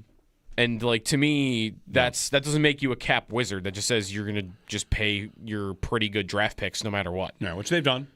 803-0550, 1-888-550-2550. On Max Crosby, can I give you a one-word update? I'm going to add one word into something from Diana Rossini about Crosby, with it does change things. So she wrote yesterday at 2 days ago at The Athletic what she's hearing about Max Crosby and some other stuff around the league, like Belichick and Kraft. But on Crosby, she wrote, Crosby once told me he'd love to play for Mike Vrabel. I was under the impression that was very recent. Me too. It's not. Now that it's he once told me this. That could have been 5 years ago. Exactly. So that is very different. It could still be very true. Yeah. She said it a week ago as though that had just been a conversation. Right. He said he'd like to play for, but he once told me that probably means he's in Tennessee at the time. Right, honestly. Or maybe when he got the job in New England, what do you think of that hire? Oh, I'd like to play for that guy. Right. It seems like the kind of guy I'd like to play for. It to me is immediately less direct of this player's trying to get his way to New England. Mm-hmm. So, but they are a destination now, right? Yeah, I think so. Much more than they have been. I think so. Dave in Niagara. Hey, Dave. Hey, how are you guys? Couple points. Why didn't they target Diggs more often? That's number one. Number 2, why didn't they pan the TV to show Kraft's face once in a while? Because I wanted to see his face while his team is losing, like they do with Taylor Swift. And number 3, what did you guys think of the halftime show? Thanks, Dave. I love the halftime show. I don't know why they weren't throwing to Diggs more often. Were they taking away the middle of the field? Because he's slotting underneath now, and right, he made one catch down the field in garbage time. I thought the reason they weren't throwing at really anybody is because Drake May was very uncomfortable. I read a piece from Connor Orr that the Seahawks, what they dialed up, what they did in this game was intentional. So the plan for May was simple. Connor Orr writes this: mix coverages early and often, and get a critical sack early by playing man coverage slipped in. What they wanted to do, they called the 2 Devin Witherspoon blitzes early in the game, hoping to rattle May as soon after kickoff as possible. Mm-hmm. So the game plan was, let's hit him early. Let's make sure we speed up his internal clock. He's 23? Mm-hmm. How many NFL games has he played? And he's on the biggest stage against a great defense with an undermanned line. If they can get him ahead of schedule, they'll be in a good spot. The Seahawks defense installed a number of calls for the line throughout the week and gave the team's front 4 the freedom to decide what they wanted to employ. As one coach said, they were able to figure out where the Patriots line was sliding its protections and pick the appropriate stunt or game, a blanket term coaches use for a series of coordinated movements based on those predictions. So Seattle's defense, again, was awesome. Yeah. They were also able to, break down what New England's line was going to do and get all over Drake May all the time. So Seattle also had a plan to move JSN out of the huddle, motion from side to side, preventing the Patriots from settling into a role where they could dictate the terms of a play. Mm-hmm. So Connor Orr's piece, the idea was all the way down to when a player breaks out of the huddle. They had a lot of stuff in their game plan. Why not throw to Diggs more? How many targets did he get? 3, 4. Yeah. I mean, like you said, they're under duress. Like I just pulled up real quick, like the film plays of the first drive, and one of the Diggs is open on like 3 plays on the first drive. May got sacked on one of them. He dumped it off to Stevenson on another, which they were doing a lot of, and then he scrambled on the other. Like he was just his internal clock was like all over the place. Well, the yesterday. thing that and like I think that probably it wasn't just Diggs, right? Booty is a great downfield weapon, and he had 1 catch on the game. They couldn't get to the ball to Henry. Like their receivers to me are not great at all. Diggs is probably the best of them, but none of them really made an impact yesterday. What was Drake May elite at all year long? Downfield passing, right? Deep passing. He didn't have time. Right. Like the thing that he does the best, you couldn't get the time to do it because their line was just falling apart around him.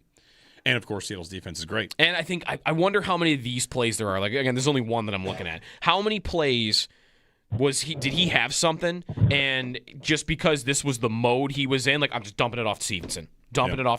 Because there were so many plays where it felt like I'm just getting the ball out to the running back. And there might even be plays where you've been pressured all day that you might, like you're sped up by that. There might be a down where you actually have protection, but you're so accustomed now to getting hit within 3 seconds that you're getting the ball out before you need to just because, 3 out of every 4 plays, you got a guy in your face. So I think the line was a problem too. I don't know if May was ready for that yesterday. I mean, he's dealt with pressure a lot of the year, right? Like year 1, he took 1 billion sacks, and this year he was, I thought, a lot better at that, but not yesterday. Not in the playoffs. Oh, we had a caller that. Oh, never. Sorry, Eddie, North Buffalo. We're right back to you. Hey, Eddie. Good morning. Good morning, guy. I'm patient, Jeremy. I'm patient. Thanks for waiting. Yeah, thank you. Yeah. I mean, to be honest, guys, all of this and that, to analyze this type of game, it's one of the things I dislike about football compared to other professional sports is that yes, they want to create a schedule where your record is not indicative of the quality of the team. And that's kind of my problem. And then they added insult to that by adding only 1 team with a 2-week bye, which, again, all of these things just create a pathway for randomness to occur. And I really don't think they're providing the cream of the crop at the end. But they do avoid the blowouts or whatever the NFL doesn't want. But it really is the one sport where at the end of the year your actual record is really not as indicative of the quality of the team. And it's the one thing about the NFL that I actually don't like. So it's kind of a crapshoot at the end of the day. And I wish that they could, counter correct some of that. At least 2 teams with a bye or no teams with a bye, something. Thanks, guys. Thanks, Eddie. Mm-hmm. I think you're getting at like the unbalanced schedule, the nature of the schedule being unbalanced. It used to be you had 3 games that your opponents did not have, and now the 17th game you have 4. Mm-hmm. There are 4 opponents you play that the opponents in your division do not play. So that leads to an unbalanced strength of schedule, first place schedule, second place, third place, fourth place. Yeah, I mean, it creates parity and it gets you your worst to first teams. I don't think they have a problem personally. I think what we have here was a New England team that kind of made it through an AFC playoff that got goofy. Yep. Like if you really wanted to do the 2 best teams to play, how would you do it? How would the NFL do it if you said, like, you want a BCS? You want a CFP? Vote people in? Mm-hmm. Listen, there's a lot of voting controversies. Sam Monson was under attack all weekend because he voted for Justin Herbert for the MVP. Mm. And what's a better way to do it? I think the way they do it is fine. You want to have no conferences, no divisions?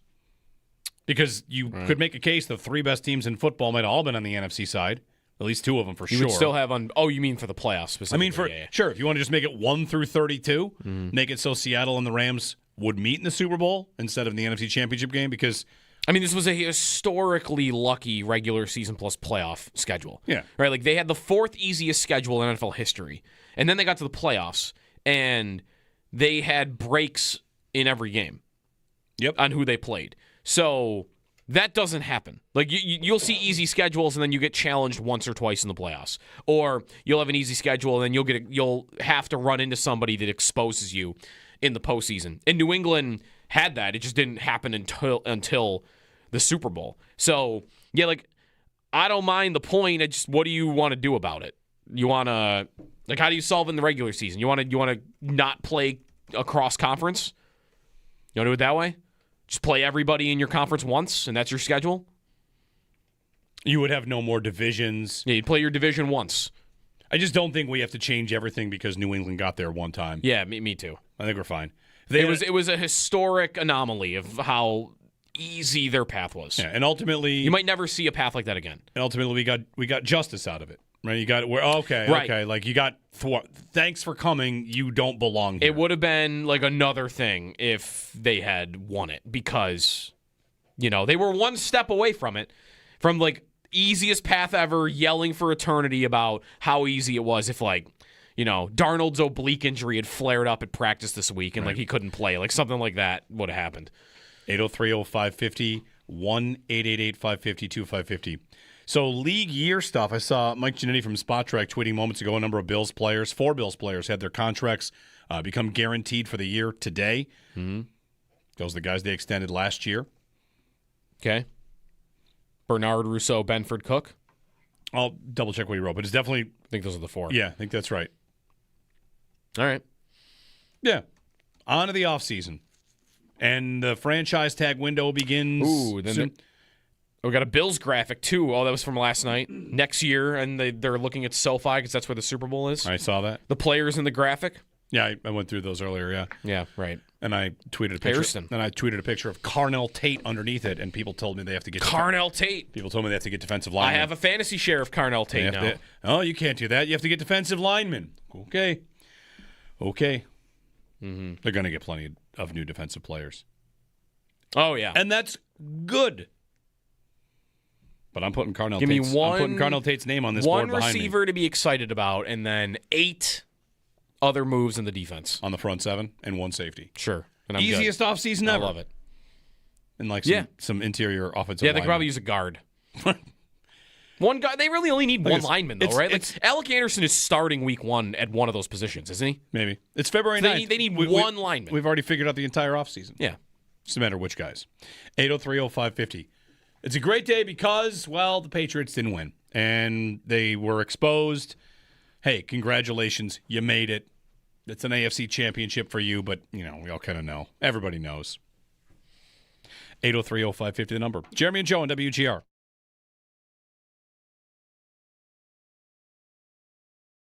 Offensive line needs to Bean needs to figure out what to do with that. Just your thoughts. Thanks, David. Mm-hmm. Yeah, between all three of them, whether you're going to re-sign Torrance or McGovern is a UFA and David Edwards a UFA, Redfin is giving away got to let them both go. Maybe not McGovern because you think it's too important. David Edwards for sure, I would let walk. I mean, you have Alec Anderson in one spot, a rookie in another, right? And you're saving $15 to $20 million on one of them, and on both of them you're maybe saving 30, 35. Right. In AAV. Spot Trek has both about I think it was $16 to $20 million. Yeah. And again, they're going to hit the open market. Maybe not. They could, of course, keep the band together. The Bills' offensive line this year was great, and that's pass protection too. Yeah. Good in the run game, great in pass protection. I know Allen got sacked more, but that was more often due to Josh Allen or some other circumstances here because, the offensive line, if you look at composite ratings, ESPN, Pro Football Focus, they were the top 5 line for sure. And some measures, they were number 1. Yeah. So do they want to keep that together or do they think it's time to kind of turn that over a little bit? You could make a case either way. 803-0550. Thanks, David. It would just be a lot of money to spend on your entire line. You're already doing so much of it. If they sign the 2 guys on the interior, then all 5 are going to be paid within a year. Because Torrance needs a deal. Even before Torrance, they'd be spending the second most money on offensive line in the NFL. Right. And Torrance would probably put them number 1. Maybe you feel that you should because you want to protect Josh Allen, but those guys are replaceable to me. I totally I agree. You could replace them, and again, this is where you have to make your decisions. You have to make your sacrifices. Do you want to just be a little smarter at the spot and try and get more efficient from a dollar standpoint? Because I got to spend that money on defensive additions because they're going to overhaul their defense. Right.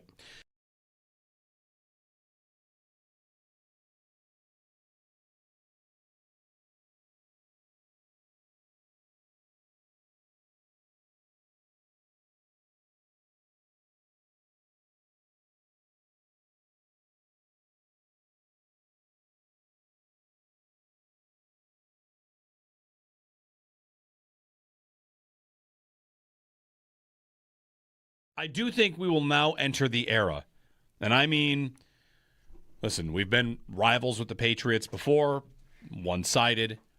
Is everyone ready for what has now begun, which is if you're on Twitter, there are like 3 main conversations happening on Twitter at all times.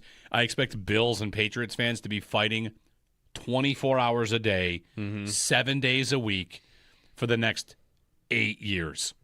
The fight is on because May looked terrible. May had a bad postseason. You might even go so far as like, sure, he made a Super Bowl, but he wasn't good at all anywhere. No, none of those games. He had a terrible postseason and got carried to the Super Bowl, which means, of course, Bills fans will say that to Patriots fans, and Patriots fans will say, yeah, but your guy never made a Super Bowl, and then they'll just yell at each other nonstop for 8 years until Allen gets there.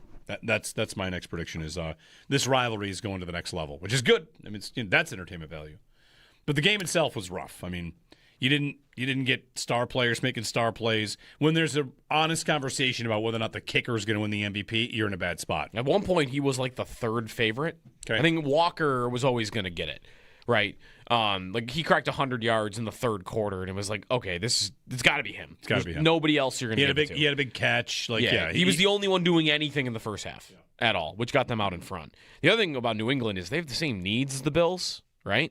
Like they're going to be in the pass rusher market. They're going to be in the Max Crosby market. They're going to maybe be in the receiver market. Like their needs are similar to the Bills.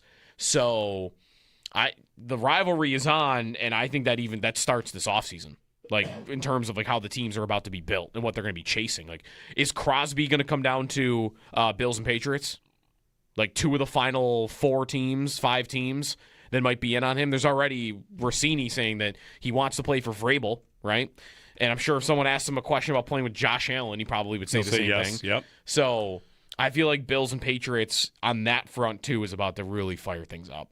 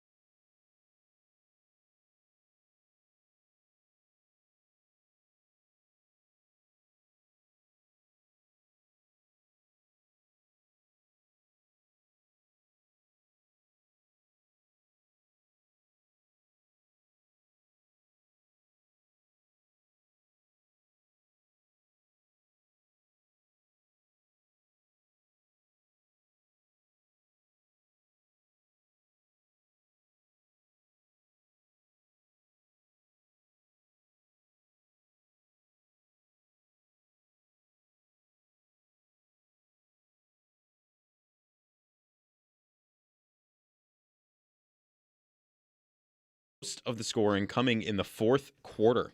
And they bring up pressure as well. And May getting knocked out as Witherspoon came under pressure. And Uchenna Nwosu is going the distance for a touchdown. Sam Darnold did not have the flashiest day by any means, but got the job done, completing 19 of 38 passes and throwing 1 touchdown. Kenneth Walker becomes the first Super Bowl MVP running back since Denver's Terrell Davis in 1998. Walker rushed for 135 yards and had 161 yards from scrimmage. Cooper Kupp was the leading receiver for the Seahawks, tallying 6 receptions for 61 yards. On the other side, Drake May completed 27 of 43 pass attempts for 295 yards and 2 touchdowns, along with 2 interceptions as well. Patriots are now 6-6 in all-time Super Bowl appearances. The NFL offseason now is in full swing. The Winter Olympics roll on with a big win for Team USA. The Americans captured team figure skating gold after Ilya Malinin, the quad god, posted a 200.03 in Sunday's men's free skate, sealing a 2nd straight Olympic gold for the U.S.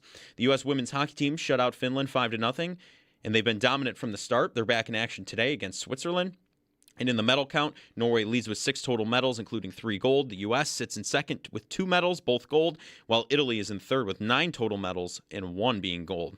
The men's hockey tournament begins Wednesday. Team USA's opening play is on Thursday. And in women's downhill skiing, Lindsey Vonn was airlifted off the mountain after a crash that and has undergone surgery for a broken leg. More updates to come. Paddock Chevrolet Sports Headlines. Paddock Chevrolet with you for the extra mile since 1935. I'm Joe Cali for WGR Sports Radio 550.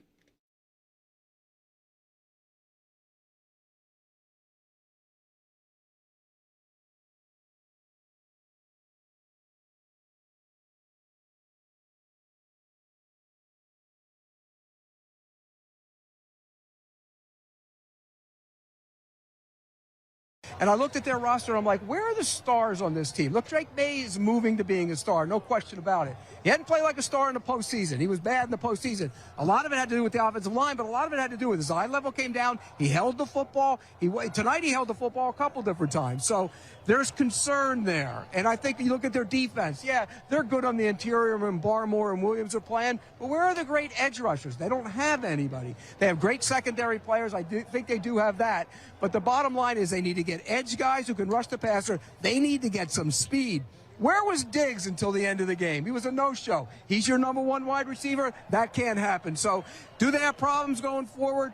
No question about it. Pete Prisco on the Patriots. All that sounds about right. Mac Hollins entered the game wearing, no shoes, of course. You knew that. But he was also wearing shackles. He was handcuffed and shackled, walking in wearing a jumpsuit that read Range 13 on it. And Ben Volin of the Boston Globe pieced this together. He said that this is Mac Hollins. Mac Hollins is the ultimate test for if your team is winning, you're going to like this guy. And if he's not on your team or your team loses, you're going to make fun of him. And Bills fans, I don't know, they've all turned on Mac Hollins, but now he's in the Patriots, so why not? Anyway, Ben Volin pointed out range 13 on the back of the jumpsuit refers to ADX Florence, a supermax prison known as the Alcatraz of the Rockies, best known for housing inmates who have been deemed too dangerous, too high profile, great security risk. So that's why he was at the Super Bowl like he was an inmate from a high security prison. I guess that's what Mac Hollins was going to do. 803-0550 and 1-888-550-2550. Olympics underway. Watched the Quad God yesterday. I got my kids just flat out using Quad God. And hey, what time's the Quad God on? Dad, come in here. The Quad God's on. And he landed a couple of quads, and he landed the backflip as well on the way to a gold for Team USA. The backflip was hardcore. That's nuts. That's no joke. That is pretty sweet. Yeah. Give us a thought on the Super Bowl. Jeremy and Joe. Joe stepped out for just a minute. Your thoughts on it. For me, the Super Bowl, I've kind of laid it out a couple times. Maybe you're just waking up. I'm not going to say that Seattle's defense is overrated. That's not it at all. I think their defense was the best defense in football all year long. I do think the defense takes away from what their offense was and how good their offense was in this game. They had 6 scoring drives in this game. And if they were not just held to field goals, this game would have been one of the biggest blowouts in Super Bowl history. So New England's defense tightened up when they got deep in their own territory, in the red zone, or even just like inside the 25. So Seattle kicked a bunch of field goals. And the game ends up looking a little bit fake close. It was never close. And, Sam Darnold battled through it a little bit. He found some explosive passes down the field, found Barner a couple times, found JSN for one, found Cooper Kupp quite a bit in this game. Kenneth Walker ran effectively, also caught a couple passes. So, Seattle did defensively what every team did to New England this year. If you watch New England this postseason, the game they just had is the game they've had in every single postseason. The difference was Seattle's offense had the chops to do stuff, whereas when the Patriots played the Chargers and then the Texans and then Jarrett Stidham and the Broncos, like those teams didn't have anything. So you will, of course, get a lot of people wanting to build a defense like Seattle, as you should. Their defense is very good.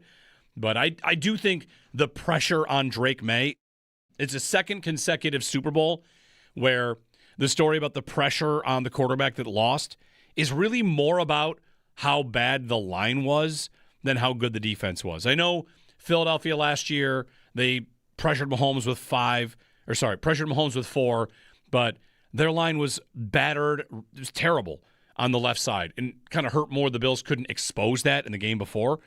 And here, Seattle, they didn't get to Stafford like this, just rushing 4. They got to Drake May, whose offensive line was, terrible. Really, really bad. And Will Campbell in this game, a really terrible game for him, giving up 14 quarterback pressures, more than any single player gave up in any game this year. Not a great day to have your worst day or to have the worst day in the NFL this year, and that's kind of what they did. But the whole thing, it was just tough not being the Bills in that spot. Would they have been more competitive against Seattle? Probably, yeah. Yeah, their line is much better, the Bills. The Bills' line is better. They run it more effectively. And then, of course, I've got Josh Allen. Would I have faith that would have been able to, find a hookup with Brandon Cooks or whoever else would have been out there? I don't know. And could the Bills' defense have done anything against Seattle? Maybe. They tend to do well against, well, whatever. The defense is getting an overhaul, so I don't know how much I want to dig into what the defense would have done. There's plenty to talk out there that Sean McDermott's defense in the second half against the Patriots showed a look that teams started showing New England a lot, and New England's offense kind of went into a deep freeze after that Bills game. They never really looked the same. So they'll lick their wounds and spend their money in free agency. They have a number of players. I think that they showed on the broadcast the Patriots have 30 players on the roster with the team for the first year. So probably some roster turnover coming for them. But I would expect them, if it's possible, I would expect them to be better. The Patriots are probably going to be better next year, but also not go as far. That's the most likely outcome. They'll be better because they'll fix some of their issues. They need receivers. They need pass rushers. They need a lot of what the Bills need. But I don't expect them to make the Super Bowl. I don't know who I expect to make the Super Bowl. Probably the Bills, which, maybe I shouldn't expect that. I don't know. There's a lot of unknowns with this first-year coaching staff. 803-0550 is the phone number, 1-888-552-550. Donovan in Florida. Hey, Donovan, good morning. Good morning, man. How are you doing? I'm all right. I'm happy the Patriots lost. Oh, I made me get some good sleep last night. Yeah, absolutely. But how do you think the Bills themselves can do better this offseason? Because we all know receiver is an issue, cornerback's a lurking issue, and defense has not been great itself, especially the depth piece of it. I just think, what can the Bills do better this offseason than previous offseasons? I guess, I don't know, act like they can win it. Instead of, we're close, if we just keep doing the same thing, we'll keep kicking the door down. Make the moves that are the door kick. Whether that's, the aggressive trade for the defensive end you think is going to be the difference maker, trading up in the draft, trading for the receivers. Act like it's a crime that you haven't been there and do what it takes to get there. Sometimes the GM will talk like, I got to make sure I don't bankrupt us and I don't put us in a really bad spot in 2028 or 2029. And I would just, all gas, no brakes. Act like it's a crime you haven't been there. Go get the 1 seed this year. I think there's reason to believe that while the Bills' coaching staff is new and there's some uncertainty, the new stadium might give the Bills a home field advantage that they've never had before. It might get so loud in there that it's like a Seattle level of disruption. Yeah. So put it to work right away with a defense that flies around and, get a receiver. I said it a couple times, Joe, and I know we got months and months to do it. I don't make the offseason so easy, but I feel like most fans of this team are pretty aligned with what they should do. Get at least one really good receiver, maybe two, and then the rest of it can be to your defense. You can plug and play on the interior line. Maybe you'll be okay there. That would be representative of – it would be equivalent to what they did with the coach, wouldn't it? Like the thing they said last year and the year before about banging down the door and keep coming back at it. This year they decided not to do that with the coach. So if you're going to act in the same way with the roster that you did with the coach, you would hope they would take bigger swings than they have in past years because they are thinking a little bit different. Maybe there is more of an attitude of, it's offensive we haven't been there yet. Yeah. So because of that, we are firing Sean McDermott, and 2 months later, we will be more aggressive at building the roster because it is offensive we haven't been there yet. Yeah, you could forgive the deadline not doing anything if the offseason brings about a similar move where you say, we didn't do that then because the options are limited. Now it's an offseason. The options are, there's more teams to trade with, more whatever. There's a draft, there's free agency, there's just more avenues to fixing whatever we think the problems are. Because one thing Brandon Beane said this week was that it was not only receiver, they're also looking at a defensive player. Were they after Quinnen Williams? Right. Quite possibly, right? The team that didn't want to deal with them in the division, and he instead gets traded to the Cowboys. Yeah. So, yeah, bring the same fire the coach because we hit the playoff wall energy to the roster. Right. Enough of the just make your draft picks and just make your signings, mid-level signings. It's time for a big deal. So, yeah. That'd be how I feel about it. Tim's up next. Tim, good morning. Hey, good morning. Just a day after the Super Bowl, a couple of quick takes. Not necessarily about the Super Bowl, but about the whole season for the Seahawks. In order for the defensive coach to get the 1 seed and reach the Super Bowl, they had to have the top receiver in the league, and their offensive coordinator is now getting poached by another team. That's it. Thank you. Tim, we think a lot alike. Right. Yeah, I mean, just you don't get to the Super Bowl without JSN. And they didn't think they'd get there without Rashid Shaheed. Right. And they made the addition there, too. It will be interesting to see what they are next year without Kubiak, though. Yes, it will. Like, is their offense as prolific with just whoever is ready to plug in there? Could I give you a comparison? Like, there's 2 teams that have seen this happen, and they've not been the same. They didn't win the Super Bowl. What happened to the Lions? Post Ben Johnson, it's not gone the way you want. Right. And the Bucs are another one. Post Liam Cohen, it did not go as well. Right. And So you are really late to the party now. I mean, again, they don't care. They won the Super Bowl. They're about to have a parade this week, right? Right. I'm sure they're not really worried about who's calling plays next year. But I would wonder what they'll be. I mean, are they, again, all the good coordinators are pretty much taken. So unless they have an in-house candidate that's ready to just step up and do it, like they don't have to be as good next year at all. I mean, defensively, because of McDonald and because a lot of their pieces on defense are younger, that I would think defensively they're still going to be an elite unit. But I don't know how good they'll be on offense next year with insert name here. Yeah, uncertainty for The sure. only name I've heard of on their offensive staff that I saw is Rick Dennison, and I don't think he'll be their offensive coordinator. I don't think. He was the Bills coordinator. He was. Didn't look great. 803-0550. The sun's up. Start the heat it up. Yeah, the heat index. Get it to 0. The heat index. Heat index. It's up to -8. I told you, yeah. I do the thing now, and I do it every day, where whenever I'm feeling sad about how cold it is, I pull up on my weather app Vostok Station in Antarctica. What's it there today? -41. See? Don't you feel better? Once it gets like -20, do you even notice a difference? It's -40, just feel like -20? It's a good question. How much different could it feel? We're also going on vacation in a couple months. I have our vacation spot up, too. That's the one where you look at that and yeah. What's that one? 69. Not as warm as... You want 80s? Yeah.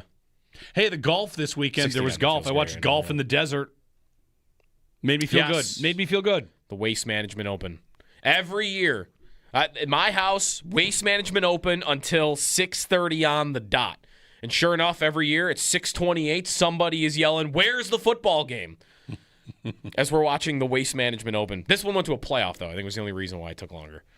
803-0550. If you have a thought to send our way, we'll have it. It's Jeremy and Joe. The offseason begins for the Bills. I feel like they should act like they're close. I want to see an offseason of a team that thinks it's really close and wants to not knock on the door, but really kick it down. Can they trade today? Is trading open? When's trading open? Today, right? Season's over. Could you make a trade today if you wanted to? No. No? No. You can't make trades, can't officialize trades until the new league year begins in March. So a month still without making trades? Yeah, you can agree to terms, but you can't officially make a trade. Right. All right. 803-0550, our phone number. Max Crosby. Is that the only one we got? The report is they want a Micah Parsons level package. Good luck. Yeah, they shouldn't. They're not going to get that. That's the only one right now I think that definitively Although even Crosby said on Cowherd, like, I don't know where people are getting this. I think it's just him maybe playing the game, though. He's the only one right now I'd expect to be traded, unless you think A.J. Brown should be on that list, too. He could get traded. I just don't know why the Eagles would do that, but they could. 803-0550, our phone number. Kenneth Walker wins Super Bowl MVP. His dad was there to watch him. He had never seen him play in a game in the NFL before. His dad hates crowds. Is not comfortable with crowds, but went to the Super Bowl. He went to the Super Bowl. And his son won the MVP. So nice story there. Jeremy and Joe, give us a ring if you want here on WGR. Seattle blew their doors off start to finish, and it only kind of looked a little close because of field goals. Yeah. So a better offense, better defense, better team, and what we saw was New England, who didn't belong, looking like they didn't belong. We had the best team in the NFC, who was better than the AFC, against what, like the fifth best team in the AFC? Probably. That's what we got. Probably right. Who puts up a better Jeremy fight White than here the for Patriots? Riverfront Denver, Auto Sales, Buffalo. A healthy Denver. Jacksonville. Jacksonville definitely. Houston. A healthy Houston with Nico Collins. I mean, I don't know. Stroud might have thrown 7 interceptions He might against that have. defense Does yesterday. Justin Herbert with tackles put up a better fight? With tackles. He might. But not with what he had. No. We saw New England, who, listen, I don't think they're a total fluke. They won a lot of road games. They've got a bright future. But we saw maybe one of the biggest Super Bowl imposters ever. They did not belong. No. Drake May set the record for the most sacks taken in an NFL playoff and the most fumbles in a single NFL playoff. I'm glad you said NFL playoff, because any idea that Seattle did anything different to New England than every team they had played to this point had done. Right. See, the Chargers were all over him. The Texans were all over him. The Broncos were all over him. They had a terrible offensive postseason, New England did. They were brutal. Yeah, So, what are his final stats from the playoffs? Seattle didn't unlock some sort of secret to the sauce to beating the Patriots. For me, there's almost like this leftover effect of watching New England play 11 other Super Bowls and thinking like, wow, how are you going to stop this team? Right. In this case, oh man, the number of teams that could have stopped that New England team, there's a lot of them. The Bills. Yeah. The second half, what the Bills did in the second half against New England, shut them right down. What would the Bills have done in the AFC Championship game? They probably would have beaten New England. Mm-hmm. Maybe beaten them badly. Mm-hmm. So if you want to dance on New England's grave, I think it's a great day to do it. And takeaways past that, like talk amongst yourselves, whatever you want. We've got lots of time today. We're wide open for your phone calls, but I come in today thinking like, let's not overreact to Seattle and New England. Let's talk about Seattle and the Rams. Like those are the teams I got to beat if I want to win.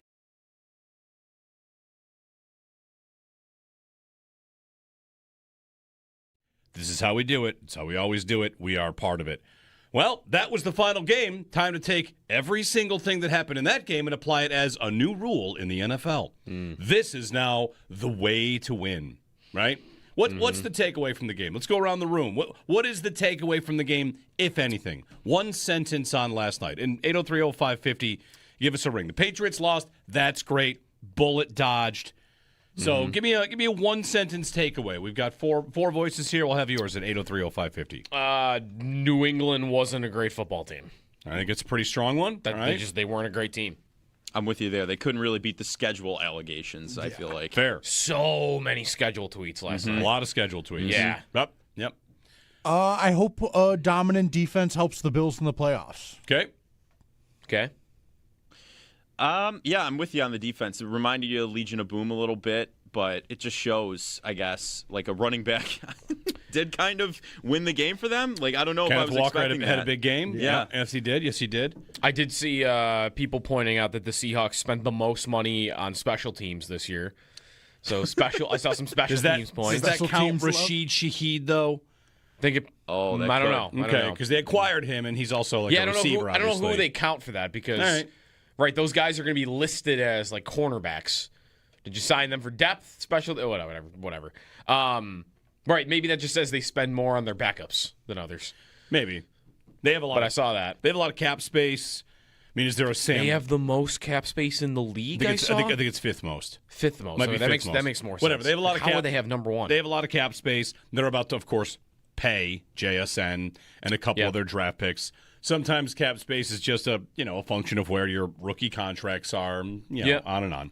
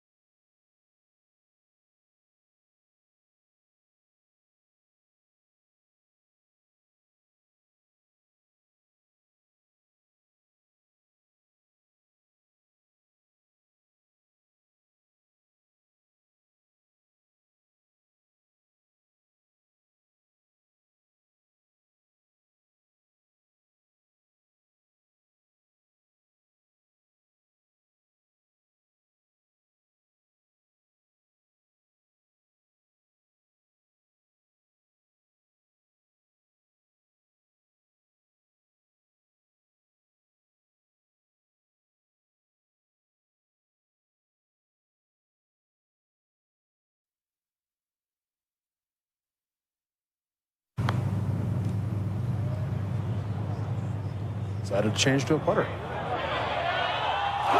Were you ever surprised at that? He opened up with a round of 73. And then this bomb at 14.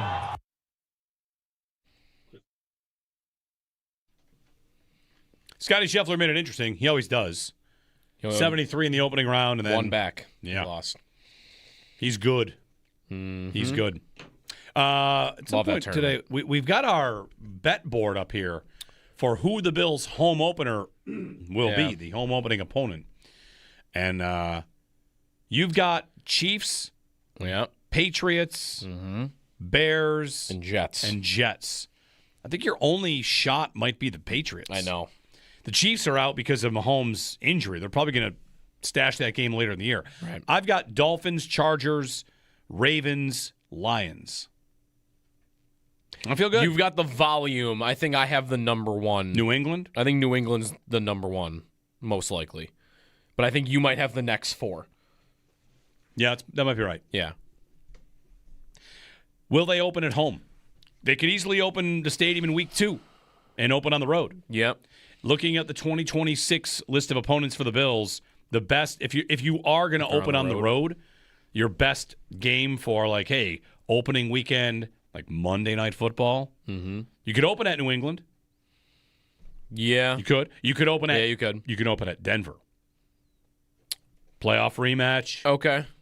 After that, it's like, Green Bay, Houston, the Rams. Houston. At Houston, week 1. I don't like it. I don't want anything to do with it. You want an extra month to prepare? Nothing on film yet from the Bills' defense? No. I don't. That's a good time to play them. Come on, Houston. Week 1, yeah.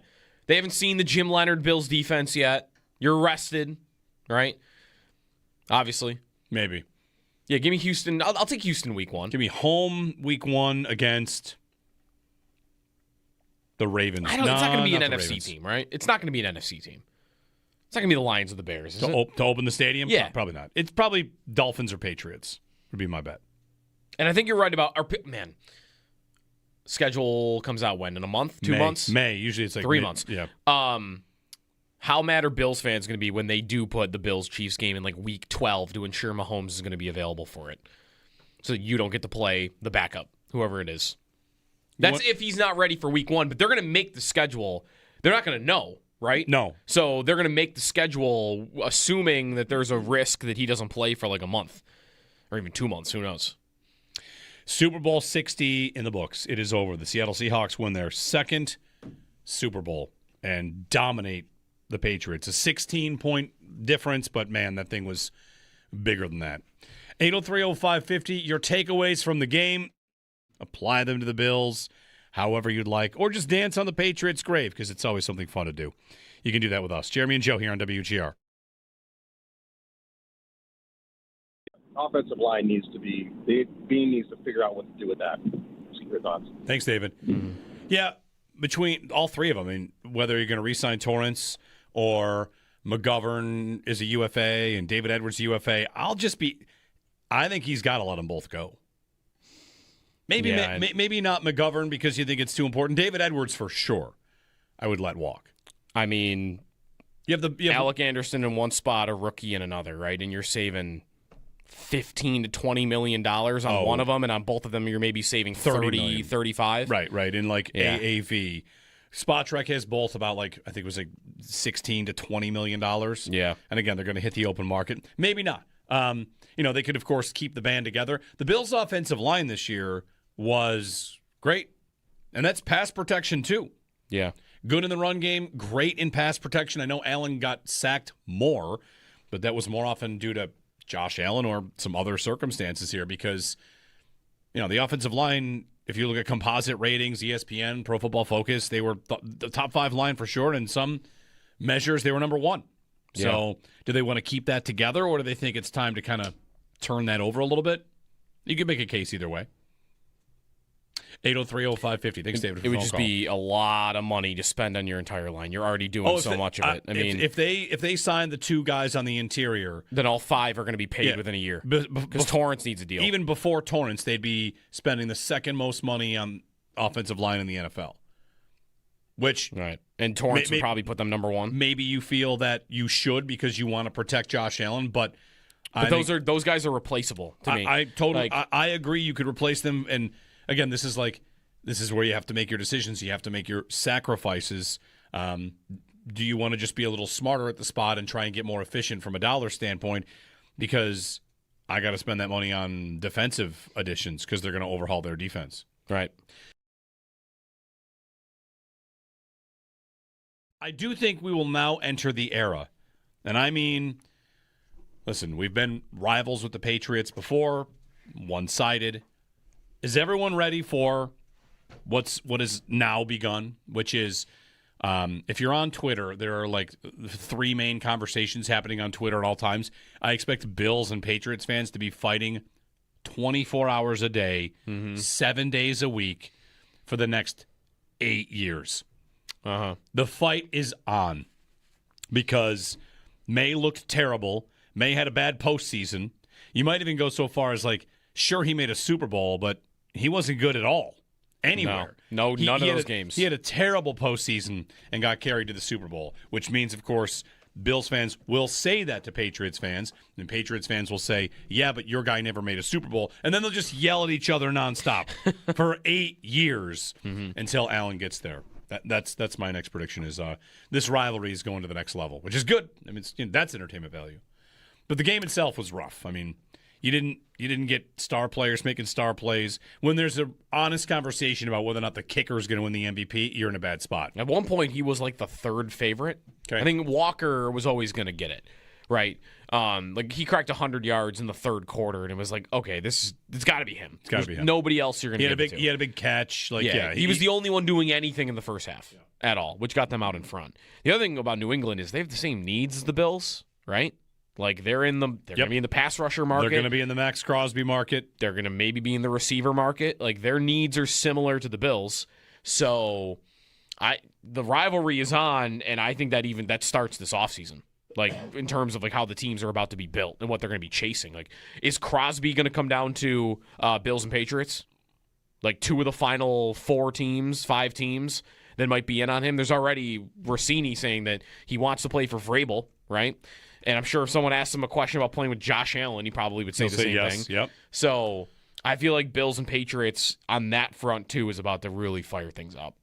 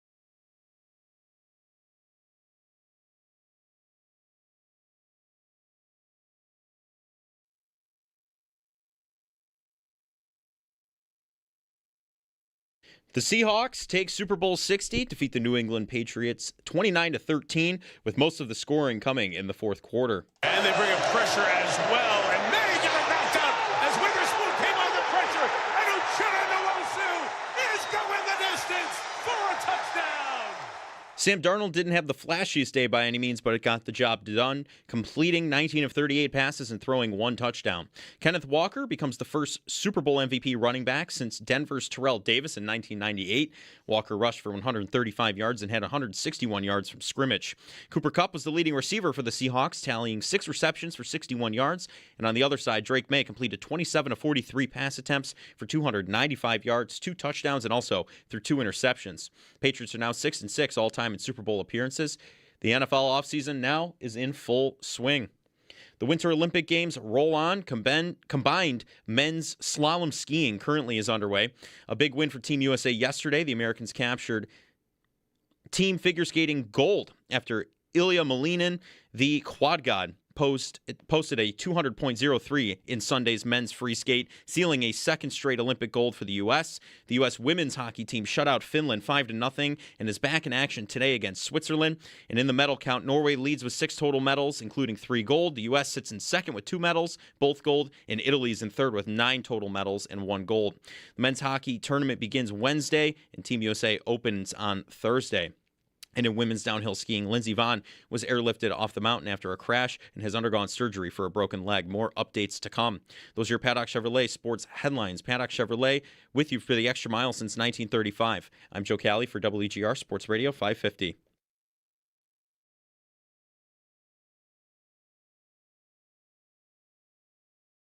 We couldn't gain any rhythm, field position.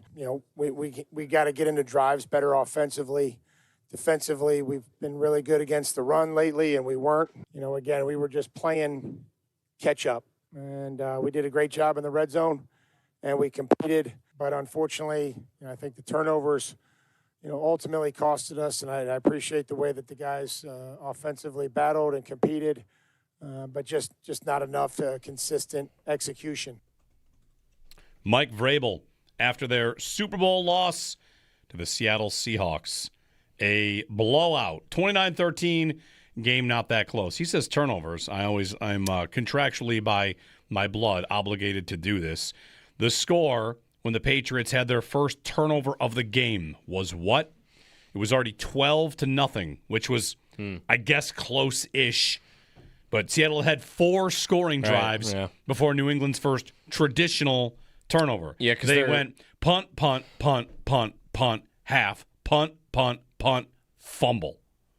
Wow. You don't get to punt that Their many first times. 8 drives were punts. You punt that many times and say, ultimately the turnovers got us. That was the punts. Yeah, mix an arm punt in there at some point. It was the punts. Man, such a conservative game. May did have an arm punt in there. They kind of had to, but... Well, he had the one arm punt to Matt Collins that it was 1-on-4 and fell incomplete. Yeah. That was desperation time, I guess. But 803-0550. What are you taking from it? I'll say one quick thing. This is not exactly a defense of New England. Soft schedule is nothing new. Getting a soft schedule and getting in, that happens. Mm-hmm. And then if you win in the playoffs and you beat good teams, no one remembers or cares about your soft schedule. Right. So I don't think New England is, they had a soft schedule. Sure, that happens. They had a soft playoffs, too. I would say it's correlated with a soft playoff on top of a soft regular I agree. season. If you went back in the history of Super Bowl champions or Super Bowl teams, you would probably find a good handful of teams that played soft schedules or weakened schedules with a guy missing here and a guy Sure. It's the playoffs. You got in there by beating Jarrett Stidham, and you played the Texans without their number 1 receiver. And you didn't do anything really all that impressive at all in the postseason, and you still got there. And I also appreciate a comment I saw, which was Kyle Shanahan and the Niners have made the Super Bowl twice and got Mahomes and Reed in both of them. And the Seahawks made it and get the San Jose State curling team. Or whatever. The tweet, I'll find the tweet for you. I thought it was pretty funny. The idea that when you make it, who you play, it's a heck of a break for Seattle, too, to get to the Super Bowl and play this team. They're the 3rd easiest schedule in NFL history by DVOA, but 2nd easiest ever is the 99 Rams. And nobody remembers that because they probably won and beat a bunch of good teams in the playoffs. Right. That's my point. Yeah. Weak schedule, that happens. That's not that unusual. But weak playoffs. Every year, 8 teams get last place schedules. And I don't know how long we remember weak playoffs. Like I remember the Eagles. They didn't win the Super Bowl though. No, that's right. They went to the Super Bowl beating Daniel Jones and then no quarterback on the Niners because they all got hurt. Right. So like if they had won, maybe that would be remembered. I think you remember that more than you do the regular season part of it. I don't remember who. Like I was surprised to learn that the 91 Bills had the easiest schedule of all time by DVOA. Really? Yep, didn't know that at all. That's a yearbook, by the way, I had on VHS that I watched like 1,000 times as a kid. No idea that it was an easy schedule. They didn't win, but is that remembered at all? Even around here? Does anybody remember that the 91 Bills, the regular season part, I think, fades. Although this might be a part of it, though, because when both were true, playoffs and regular season, they beat the Bills in Buffalo, but that was kind of it, right? Like, they didn't really have another really impressive win all year long. It was just that one. And maybe we'll look back on that loss as like a critical loss because I think the division flips, doesn't it? If that result goes the other way, if the Bills would have beat them here. Mm-hmm. So that's how they get there. Otherwise, the Bills would have had the path they did. 803-0550, 1-888-550-2550. U.S. Olympics. The men's hockey starts this week. They're practicing right now, Team USA. Tage's on the line with Dylan Larkin and Kyle Connor. Yesterday, Jack Hughes was on that line. He got bumped down to the 4th line this morning, and Clayton Keller was out of the lineup, which is madness. Tage but it's also expected because Team USA scratching a skilled guy is not going to be that surprising. Right, Tage on the wing. Tage on the wing. I'd expect that to stay. 803-0550 and 1-888-550-2550. The Super Bowl stats coming out. The Seahawks are the first Super Bowl champion to go their entire postseason without committing a turnover, a traditional turnover, like interception, fumble. Should we focus more on that loss here in Buffalo to them? To New England? The Bills would, am I right in this? The Bills would have had their path if they had won that game? They would have been home. They would have won the division if they beat New England. They would have been home. They would have had 13 wins. Yep.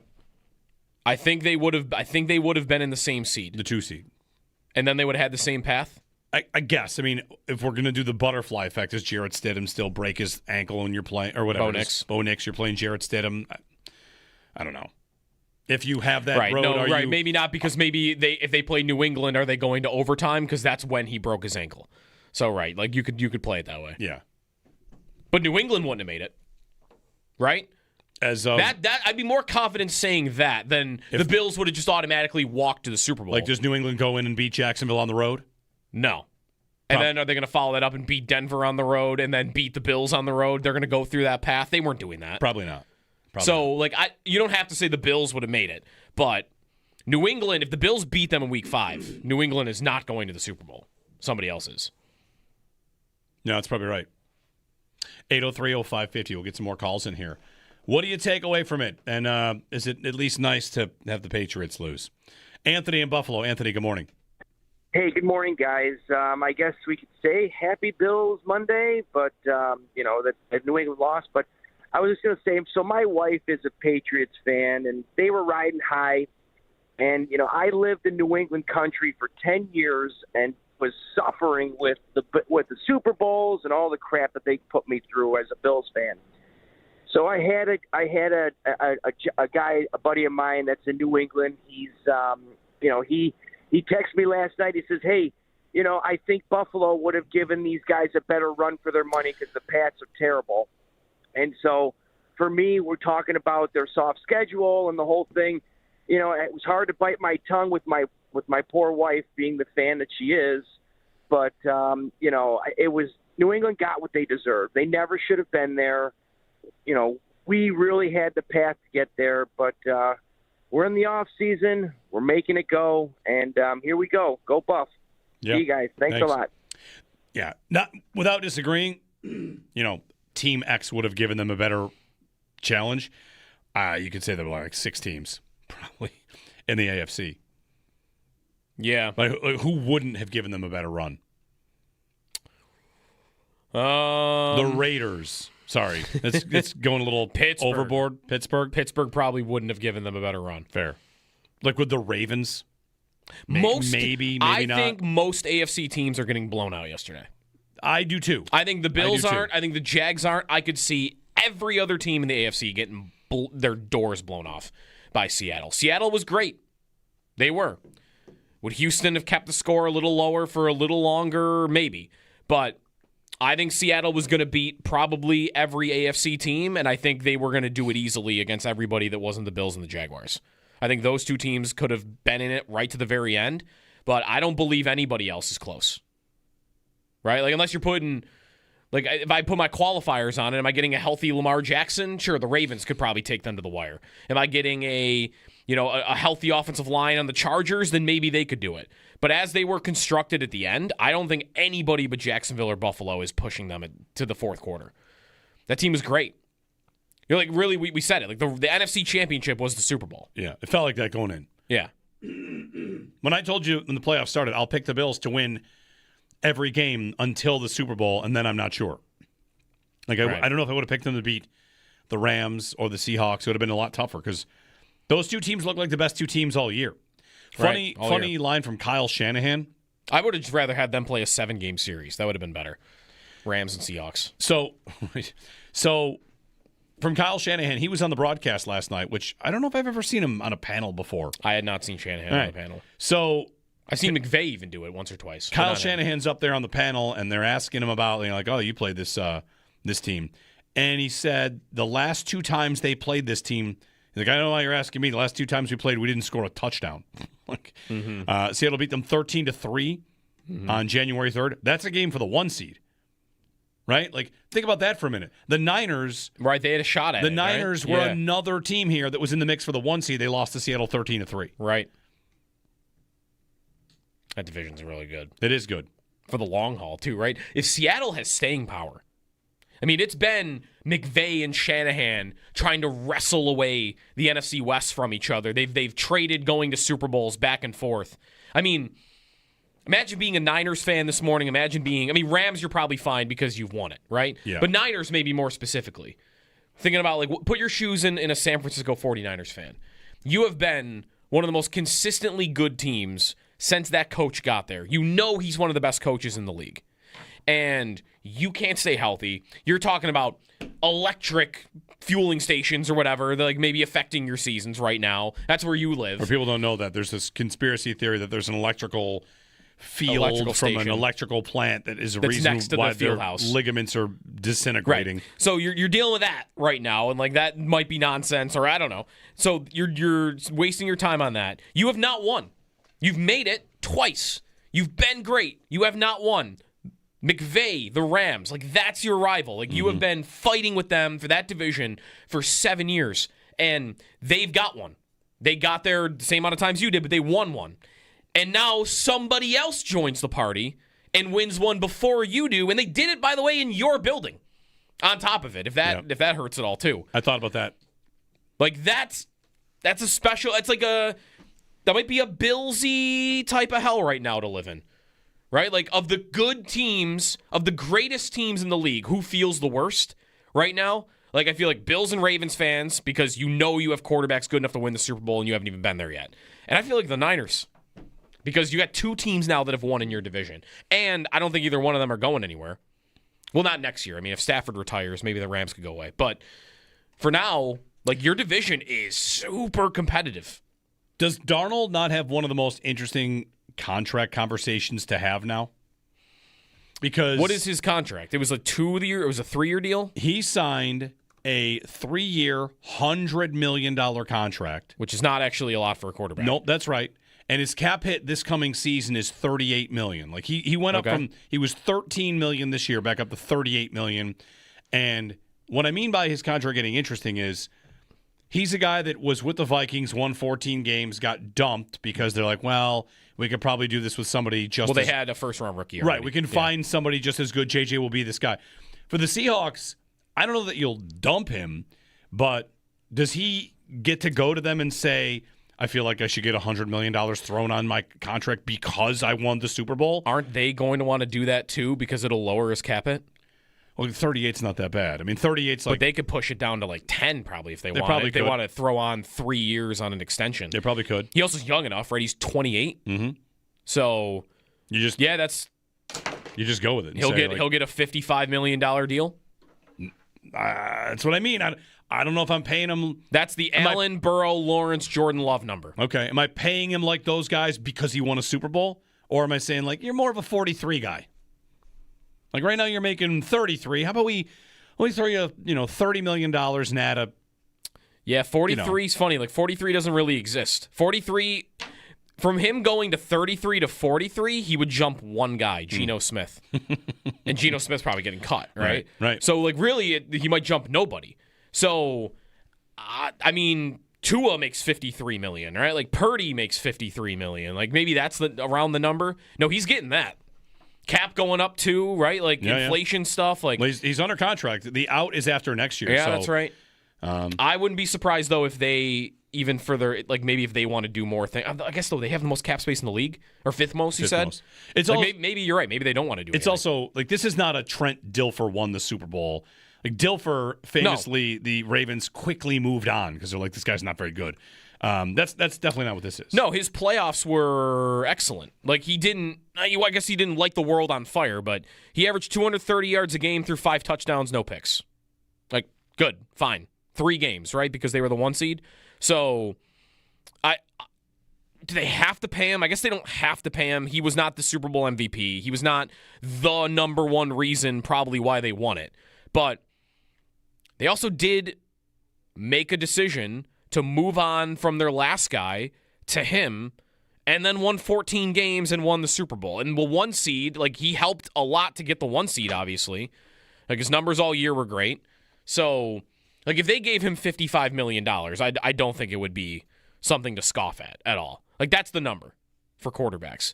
Dak's at 60. The next round of elite quarterbacks, whenever that happens, are going to be in the 60s. Yeah. So if you give Darnold 55 right now, I might even say they probably should do that. Yeah, I mean, you got to pay JSN. JSN's going to be, what, like 35? JSN will be around that number. So 803-0550. Congrats to the Seahawks.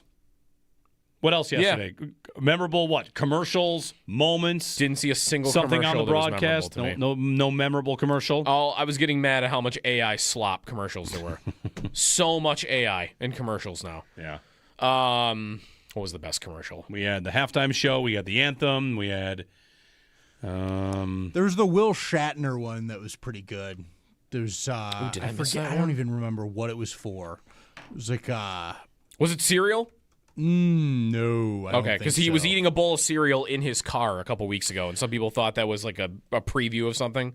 I probably missed half of the commercials also. I definitely did too, but I remember the Will Shatner one was really good. I don't want to say all the jokes on the air because I don't know how tight that can get. Haley Steinfeld in a State Farm commercial with Bon Jovi. Right. Saw that. Were we all a little I had a friend who was upset about that. There? I had a friend who was not happy about that. Also... it was a Raisin Bran commercial, wasn't it? It was Raisin Bran? Or maybe, yes, that's right. Yeah. It was, because it was, okay. So then it was correlated. He was eating a bowl of cereal in his car at a red light, like with milk, a couple weeks ago, and everyone's like, this can't be something he does. Yeah, it was a lot of like, puns. This has got to be a setup. It was. Okay, it was a setup. It was about Raisin Bran and fiber, and the name, William Shatner was I see. A pun. A couple I was thinking of, the Pepsi commercial where the polar bear chooses Pepsi instead of Coke. That was pretty good. Like, that's a throwback to the Coca-Cola polar bears. Yeah. And I just pictured, like, some ad exec furious, like, they can't do that to our bears. They stole our polar bears. That's against the code. There's a code. There was a Ben Stiller, he did a flip one that was pretty good, too. I enjoyed that. I like the Bradley Cooper Football's About Food campaign in general, so I thought that was fine. Yep. The Goodwill Duncan. Yeah, that one was. I couldn't. It had its moments. Of course, Tom Brady had to show up, right? Which always is going to, Of course, that might have ruined it for me. But I was just. It confused me because I didn't. I got. It crossed me up because it got jokes from everything, and I was like, "Who's this image?" Oh, it's everybody. I get it. Yeah. Okay, but I don't know. It didn't. I didn't get that one as much as I'm running through Yahoo's rankings of the best commercials and realizing I missed most of them, so I'm going to have to go back and watch some of these. Yeah, same. I wonder if the Duncan one, does that fall in with the AI slop to some people? Like the de-aging of all those little people? Bit, yeah. Yeah, the fake, for sure. I cannot stand how much of that stuff is out there now. Mm-hmm. It's crazy. I don't mind it for memes, but once I see it in commercial, I'm like, come on. Yeah. Commercials have a standard. A little bit. I like the concept, though. Right. Yeah. All the old sitcom characters. Right. I get it, but do it. Yeah, it wasn't my year. Wasn't my year for commercials. I like the halftime show. I mean, there was nothing else really though that halftime was good. Stood out. Did Collinsworth say Mahomes like he said he was going to? No, I didn't notice that. I think he shouted out Joe Flacco twice. I saw that. Yeah, good for Flacco. I think we might have hit the under on the Terry McAuley call-outs as well. Did there he were show not up many at all? There was one. I think. One on a Cooper Kupp catch that looked like a catch. I don't think the ball hit the ground. Oh, the one where the ball barely The tip touched of the the ground. ball. If it did, maybe. Yeah. And all it was Terry going, I don't know. Right. Do you know what else they did in this game that I kind of just noticed? This is always a sign. People are always happy when this happens. They did not throw flags for 2.5 hours. No, they did not. There were no flags Bill thrown. Vinovich was the ref, and going into the game, I saw this is he's the least flag happy ref in the league. Yeah. So that was maybe a little predictable. There were 7 penalties called in the game, but they were all procedural stuff, Right, and there might have it was been one all- hold. A total of 7 penalties for 50 yards. They did not throw flags in this game. No. There was one late that I was genuinely surprised seeing the yellow flash on the screen. Not It even was crazy. wasn't Vrabel hot at one point because there was a fight and someone threw a punch at Diggs and didn't get ejected or something. They weren't doing anything. Diggs and a guy got into it, but I they remember ended that. up just kind of separating. I'm like, get out of here. You're fine, sort of a thing. 803-0550. I had also fighting with people that I was with and on social media because we're gonna get mad because Diggs spun the ball down 20. I know. He didn't do the first down. He spun it. Okay, fine. I guess don't spin it. Sure, whatever. I get it. Yeah. So a lot of people were happy though that he didn't win. Yes. As much as you were happy New England didn't, but Seeing all the confetti edits of him right now. Oh yeah. No one's Sean Smith was the referee, by the way. Okay. Sal just texted me. That's right. No Sean one Smith. is upset that Poona Ford got a win. No one's mad about that. I forgot Leslie for Frazier. a second. Leslie Frazier. Yeah. There's definitely some McDermott hater guys out there. It's like, Poona Ford, I told you guys. He's good. He didn't do anything So here, huh? respect, but I don't know. He did not really do much here. Was that it for former Bills? Poona Ford is no longer with the Seahawks, is he? Okay. I was he was mid-year. Yeah, he that's was why- maybe. that's why I didn't That's notice why him. we weren't upset about it. Right. No, he's with the Right. Rams. Sorry, he's with the Rams this year. So just Leslie Frazier then? I think so. I think that's right. All right. Well, good for Leslie Frazier. Good for Leslie Frazier. He had not. Well, he had one already. Doesn't he have 2? Maybe. I'll take your word for it. I think he's got 2. The 85 Bears, right? Right. Super Bowl shuffle. 803. I'm sure that one was probably more important to him, but this one's good too. 803-0550. Looking to see if there's any more Bills crossovers here, and I just do not see many on this Seattle roster, if any. No. All right. Your takeaways, give them to us. Also, we could talk some Olympics if you want. Speed skating's fun. When's a short track? That's what I want, the short track speed skating. Short track speed skating. That's one of my top 5 events. It's like the NASCAR events. So somebody's going to wreck. It's going to be great. Lindsey Vohn's wreck was tough. I don't know. That's tough. 13 seconds or 8 seconds? 8 seconds. 8 seconds into her first run. Yeah. The worst part is it wasn't even because of her ACL. Her pole got She hit a snagged pole. on the flag. Yeah. Tough. And it's over. Jeremy and Joe, the Olympics underway, of course. The hockey tournament gets started this week. Seattle wins the Super Bowl. New England is thoroughly dominated in a game that they did not look like they belong in. So all is right with the world as the Patriots and their fans go back and lick their wounds. You can give us a ring if you want here on WGR.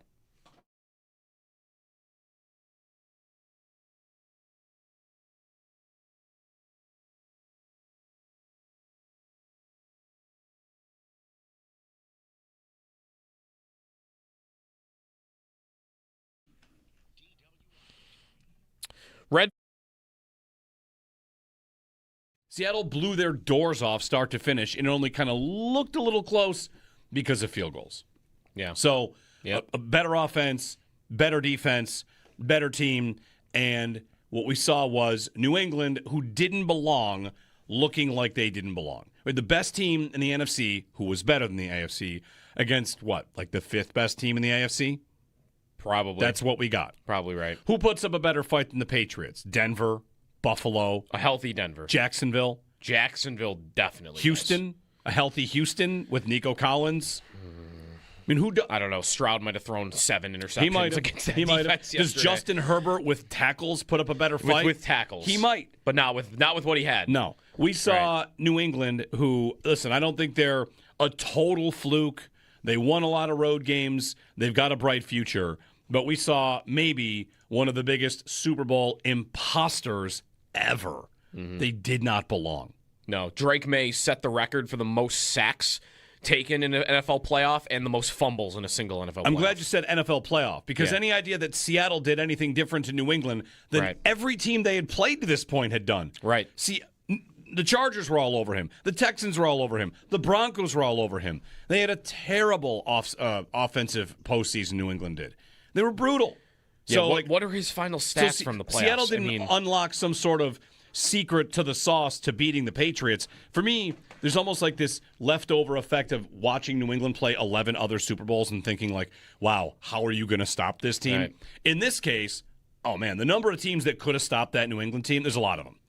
The Bills. Yeah. The second half, what the Bills did in the second half against New England, shut them right down. What would the Bills have done in the AFC Championship game? They probably would have beaten New England. Mm-hmm. Maybe beaten them badly. Mm-hmm. So if you want to dance on New England's grave, I think it's a great day to do it. And takeaways past that, like talk amongst yourselves, whatever you want. We've got lots of time today. We're wide open for your phone calls. But I come in today thinking, like, let's not overreact to Seattle and New England. Let's talk about Seattle and the Rams. Like, those are the teams I got to beat if I want to win.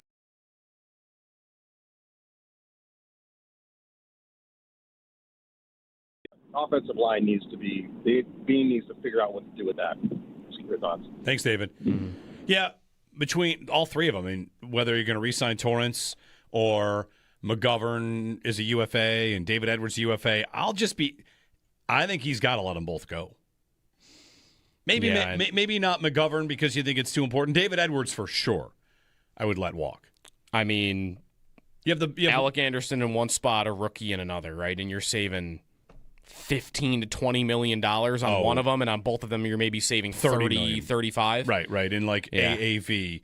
Spotrac has both about I think it was like $16 to $20 million. Yeah. And again, they're going to hit the open market. Maybe not. They could, of course, keep the band together. The Bills' offensive line this year was great, and that's pass protection too. Yeah. Good in the run game, great in pass protection. I know Allen got sacked more, but that was more often due to Josh Allen or some other circumstances here because, the offensive line, if you look at composite ratings, ESPN, Pro Football Focus, they were the top 5 line for sure. In some measures, they were number 1. Yeah. So do they want to keep that together or do they think it's time to kind of turn that over a little bit? You could make a case either way. 803-0550. Thanks, David. It would just be a lot of money to spend on your entire line. You're already doing so much of it. I mean, if they sign the 2 guys on the interior, then all 5 are going to be paid within a year because Torrance needs a deal. Even before Torrance, they'd be spending the second most money on offensive line in the NFL. Which and Torrance would probably put them number 1. Maybe you feel that you should because you want to protect Josh Allen, but those guys are replaceable to me. I totally I agree. You could replace them and. Again, this is where you have to make your decisions. You have to make your sacrifices. Do you want to just be a little smarter at the spot and try and get more efficient from a dollar standpoint? Because I got to spend that money on defensive additions because they're going to overhaul their defense. Right.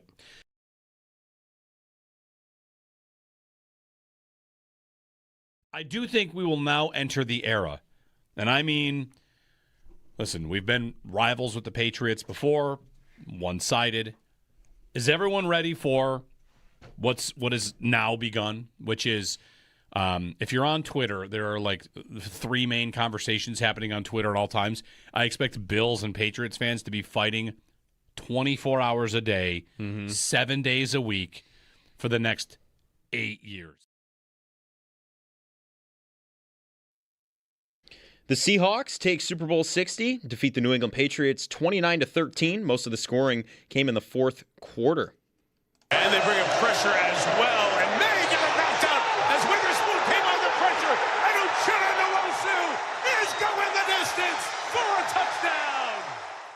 Sam Darnold did not have the flashiest day by any means, but got the job done, completing 19 of 38 passes and throwing 1 touchdown.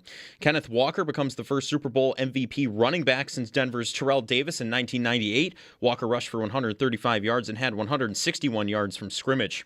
Cooper Kupp was the leading receiver for the Seahawks, tallying 6 receptions for 61 yards. And on the other side, Drake May, he completed 27 of 43 pass attempts for 295 yards, 2 touchdowns, and 2 interceptions. The Patriots are now 6-6 all-time in Super Bowl appearances. The NFL offseason is now in full swing. The Winter Olympics roll on. Combined men's slalom skiing currently underway. A big win for Team USA yesterday. The Americans captured team figure skating gold after Ilya Malinin, the quad god, posted a 200.03 in Sunday's men's free skate, sealing a second straight Olympic gold for the U.S. The U.S. women's hockey team shut out Finland 5-0. They've been dominant from the start. They're back in action today against Switzerland. And in the medal count, Norway leads with 6 total medals, including 3 gold. The U.S. sits in second with 2 medals, both of them being gold, while Italy is in third with 9 total medals and only 1 of them gold. The men's hockey tournament begins Wednesday. Team USA opens play on Thursday. And in women's downhill skiing, Lindsey Vonn was airlifted from the mountain after a crash and has undergone surgery for a broken leg. More updates to come. That's your Paddock Chevrolet Sports Headlines. Paddock Chevrolet with you for the extra mile since 1935. I'm Joe Cali for WGR Sports Radio 550.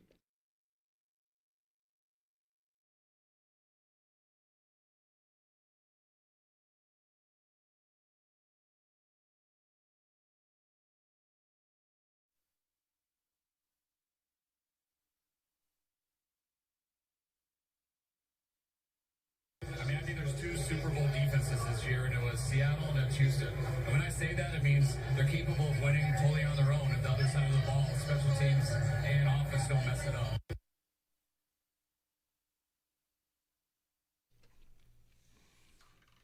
Hey, everybody, good morning. Happy Monday.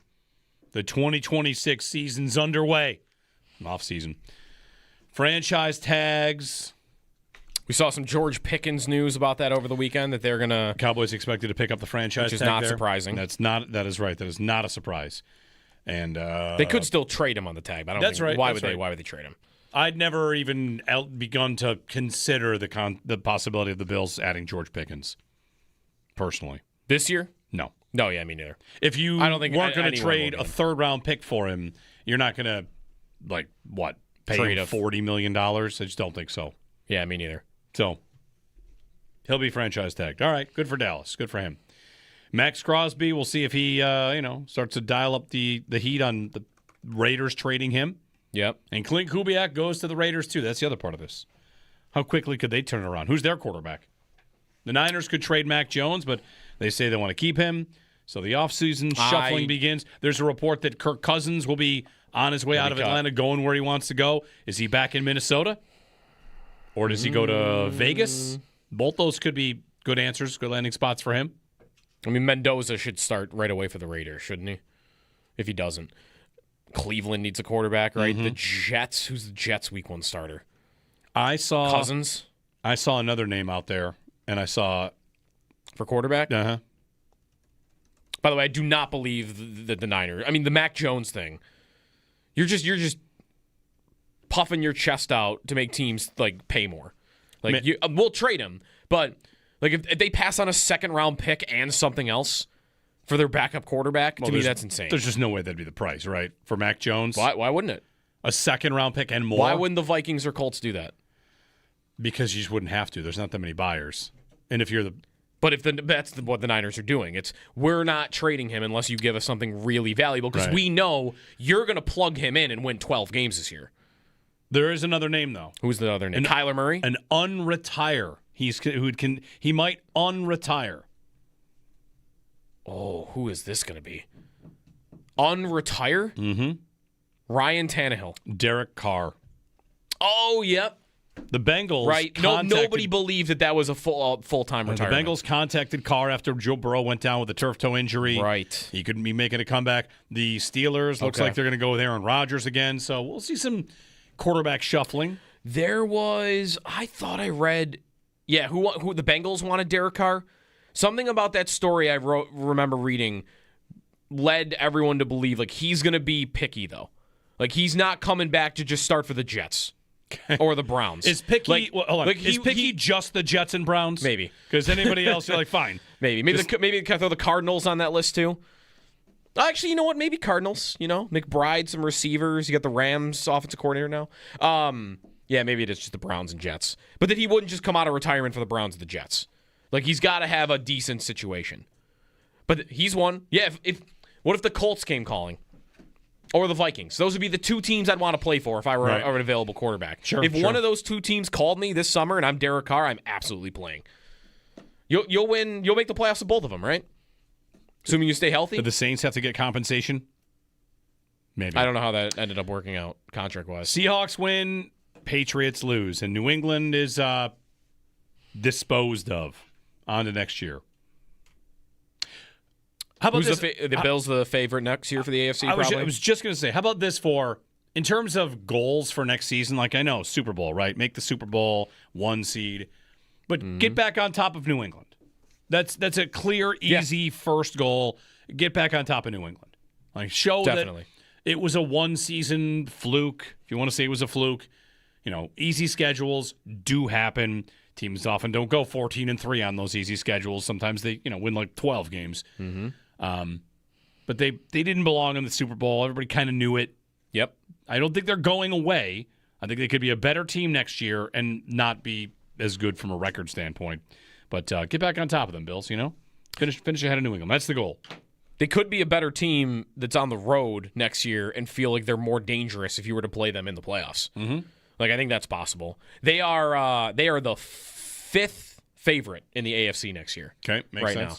Behind the Ravens, Bills. Ravens and Bills are the same. Chargers, and then Chiefs before you get to New England. Chiefs over Patriots? The Jaguars aren't in there at all. The Jags are behind Denver and Houston also. Actually, they're tied with Houston. So somebody go ahead and put Jacksonville up there. Jacksonville's, I think, still good. Yeah, me too. Although Etienne's a free agent and might leave. We've got to familiarize ourselves with all the free agents that are out there. They'll be fine. Etienne's fine, but he's not. They'll throw, what's the other guy? Tootin? He was good against the Bills. They'll just plug him in, and he'll be fine. You know who else is a free agent? Kenneth Walker. Right. Super Bowl MVP, now a free agent. Super Bowl MVP without scoring a touchdown, by the way. I saw there are 5 of those offensive players to have won it without having a hand in a touchdown. Are they gettable? It's not really. Not really. It's random MVPs you wouldn't really think to have done that. Like Edelman is one of them. Edelman won the MVP Rams. and did not have a touchdown. Yep. One thing about the Seahawks and like Kenneth Walker, this is maybe a fantasy football point, but it's not a coincidence to me they got better as soon as Charbonnet stopped carrying the ball for them. I know. Right? Like, someone made a good joke that they're gonna bring the award out to give it to Kenneth Walker, and they're gonna actually hand it to Zach Charbonnet on the podium instead. As soon as he leaves their lineup, the better running back gets more touches.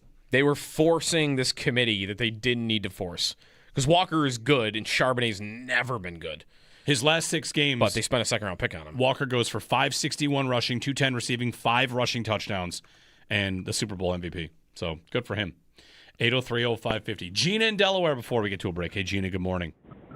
Hey, good morning, guys. I just wanted to obviously always start by thanking you for taking my call. Thanks for calling. I just want to kind of, absolutely. I absolutely love the show, and you guys know that. So thank you. What I want to say is this. In closing, I still stand behind my feelings of when I called in last time. I feel as though that, in closing, I didn't want to lose my coach, Sean McDermott. Going into the new season, a new season, new stadium, I would have loved for him to have been there, and I felt as though he deserved to be there. I realized change had to come, guys. I know change had to come. It's obvious. Receiver, defense, I know all that good stuff. But Sean McDermott, man, that was my guy. So that in closing, I know at the off season, you have to look for the new. You have to be excited about the new. And here's my thoughts. I stand by what I say about Brandon Beane and watching him, and the only thing that is going to turn my mind is a Super Bowl, getting there in a Super Bowl. So those are my closing thoughts. I love Buffalo. I love the Sabres, and I just want to shout out to Diana and Keith, who I know are listening, who live here in Sussex County, who are diehard Bills fans. They got a Bills Mafia bar. They love the Bills, and they're excited too. So thank you, guys. Let's have a good off season. You know, the draft is always by my birthday, the end of April. There are things to look forward to, and I know I got to close the chapter and look forward to new things. Go Sabres, love Buffalo, and let's go. Thanks, Gino. Thanks, Gino. Go Sabres. You need a couple of weeks here to get them back on the ice. Win a couple, you know. Can't wait for that Vegas game. Any just like uncomfortable feeling about the way they finished? No, I'm like needed a few days and I'm good. Okay. Standings are good. Health-wise, they're going to be good. Yeah, I'm good. When we get back, the Seahawks were 60-1. You were just laying out like the favorites. By the way, there was one other team I found in Super Bowl history that was a longer favorite preseason. It was the 0-1 Patriots. But I think they were the third longest shot because they were 60-1 going into the year. The Seahawks were. Yeah. Those 0-1 Patriots got a little lucky along the way too. It's fine. Yeah? It's fine. Yeah. Schedule?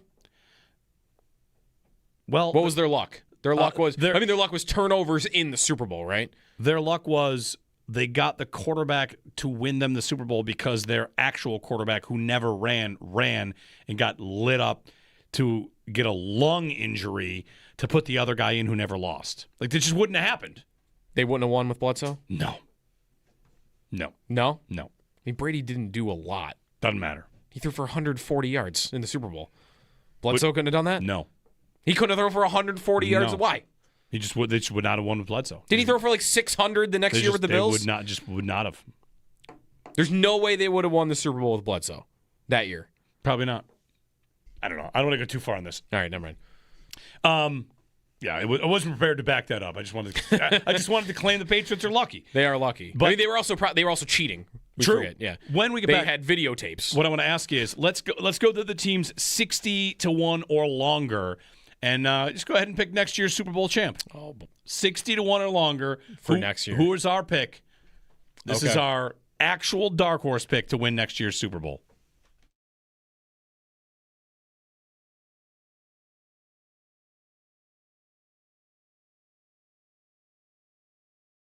Drake May, 58% completion percentage in the playoffs. 4 games, 828 yards, 6 touchdowns, 4 picks. He took 21 sacks. No other quarterback took more than 6. Now, not everybody played a lot of games. His QBR was a 40, which was 10th among 14 starting quarterbacks in the playoffs. Not a good offense in the playoffs. They played very tough defenses, and they looked the part of a team that couldn't do anything. And bump maybe to McDermott. Did you see Warren Sharp tweeting about this again last night? I did. The cover 6, how he put the blueprint out. McDermott went cover 6 in the second half of the game in New England, and everybody started doing it. New England stopped being able to score. And then Seattle did it yesterday too. And then Seattle did it all year. Like, they were one of the teams that was running it against everybody. Yep. But McDermott might have put the blueprint out on their offense. And their offense never looked great again after that.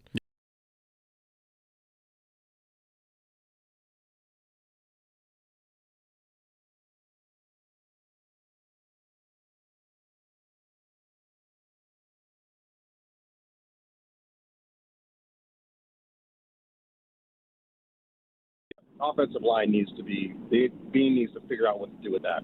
Just your thoughts. Thanks, David. Mm-hmm. Yeah, between all three of them, I mean, whether you're going to re-sign Torrance or McGovern is a UFA and David Edwards a UFA, I think he's got to let them both go. Maybe not McGovern because you think it's too important. David Edwards for sure, I would let walk. I mean, you have Alec Anderson in one spot, a rookie in another, right? And you're saving $15 to $20 million on one of them, and on both of them you're maybe saving 30, 35. Right. In AAV. Spotrac has both about I think it was $16 to $20 million. Yeah. And again, they're going to hit the open market. Maybe not. They could, of course, keep the band together. The Bills' offensive line this year was great, and that's pass protection too. Yeah. Good in the run game, great in pass protection. I know Allen got sacked more, but that was more often due to Josh Allen or some other circumstances here because, the offensive line, if you look at composite ratings, ESPN, Pro Football Focus, they were the top 5 line for sure. And in some measures, they were number 1. So do they want to keep that together, or do they think it's time to kind of turn that over a little bit? You can make a case either way. 803-0550. Thanks, David. It would just be a lot of money to spend on your entire line. You're already doing so much of it. I mean, if they sign the 2 guys on the interior, then all 5 are going to be paid within a year. Because Torrance needs a deal. Even before Torrance, they'd be spending the second most money on offensive line in the NFL. Which and Torrance would probably put them number 1. Maybe you feel that you should because you want to protect Josh Allen, but those guys are replaceable to me. I totally I agree. You could replace them, and again, this is where you have to make your decisions. You have to make your sacrifices. Do you want to just be a little smarter at the spot and try and get more efficient from a dollar standpoint? Because I got to spend that money on defensive additions because they're going to overhaul their defense. Right.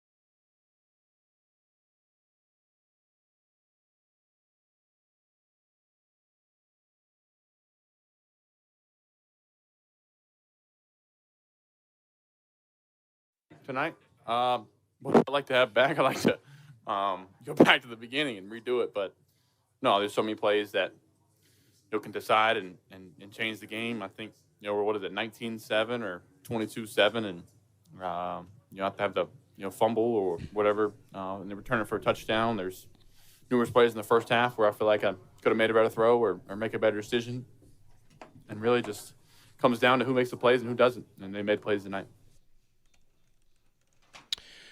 Drake May, not happy with the way he played. All right. Now the new nicknames are rolling in. Fake May. Of course. Flake May. You better not Drake, maybe not. You better not be 23 and have a bad game. Yeah. Against one of the best defenses the league has seen in a while. Don't do that. Without any protection. With no protection on the left side. You're obviously a complete phony. Hey, 60-1 or worse, pick your next Super Bowl winner from this group of teams. Okay. All right? The Seahawks were 60-1 to start the year. Yep. At 60-1, you want to just eliminate anybody past that? Like the Dolphins and the Dolphins and the Cardinals are 200-1. The Jets and the Raiders are 180-1. Browns 150. Nope. Titans, Giants, Saints, Panthers 100-1. Falcons 100-1. Falcons 100-1 also. No. And then your group of 60-1. Colts, Steelers, Vikings, Commanders. Ooh, Colts, Steelers, Vikings, Commanders. I mean, the Commanders have the best quarterback. Easily. I would bet the Vikings out of that group. They're just going to get Cousins and go to the Super Bowl? It's got to be better than that, though. I need them to land on someone better than Cousins. Can't play anymore. Okay. Well, who are they landing on that's... If they get Mac Jones, I like that bet. What's the better bet here? One of these teams from the NFC or the AFC? You're thinking AFC because it's weaker? Well, I was about to say that, and then I Colts. thought, well, there's Burrow and Lamar and Mahomes, and these teams might fix some of their problems. And could the Texans figure out something on offense? Could the Patriots add a lot to their – I don't know. This year, the AFC was definitely the weaker conference. Yeah. Is that the case next year? If I'm trying to pick a 60-1 flyer team, am I leaning on, I'm going to go to the AFC just because it feels like it's more open. Yeah. Yeah, I understand. Like that would get me to Indy, I think. That would get me to Indy. But you're not going to go for Tennessee and Brian Daboll's magic with Cam Ward? No, I like Cam Ward, and I like Dable with him, but I couldn't get there. What were the ones that were right below the 60s? Who was it 100? Atlanta? Falcons, Panthers, Saints, the entire NFC South, basically. Giants, Titans. This NFC South team will never win the Super Bowl again. I still like the Vikings have the coach and the roster. They just need to find a way to get something at quarterback, and then I think they could do it. Do you think? I don't think Washington has the best quarterback of that group, but their roster is so. It's Bobby Wagner and Deebo Samuel and Zach Ertz. Like it's just old and broken. I'm kind of out on Washington. Like they don't have anything around Daniels. How will the Vikings do it though without Justin Jefferson after they've traded him to the Bills? Would you still pick them? No, I would not do that. If they don't have Jefferson back, I wouldn't do that.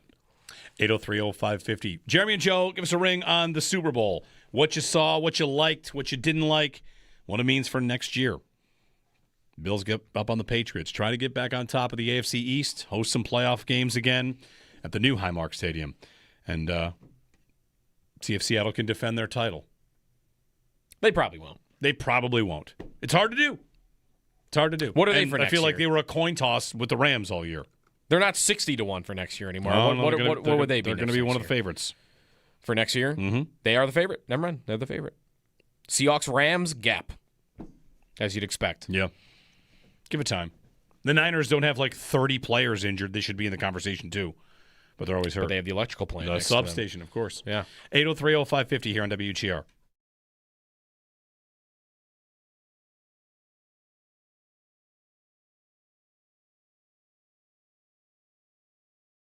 This is how we do it. It's how we always do it. We are part of it. Well, that was the final game. Time to take every single thing that happened in that game and apply it as a new rule in the NFL. This is now the way to win, right?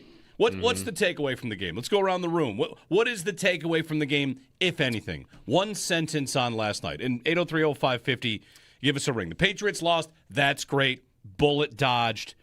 So give me a one sentence takeaway. We've got four voices here. We'll have yours at 803-0550. New England wasn't a great football team.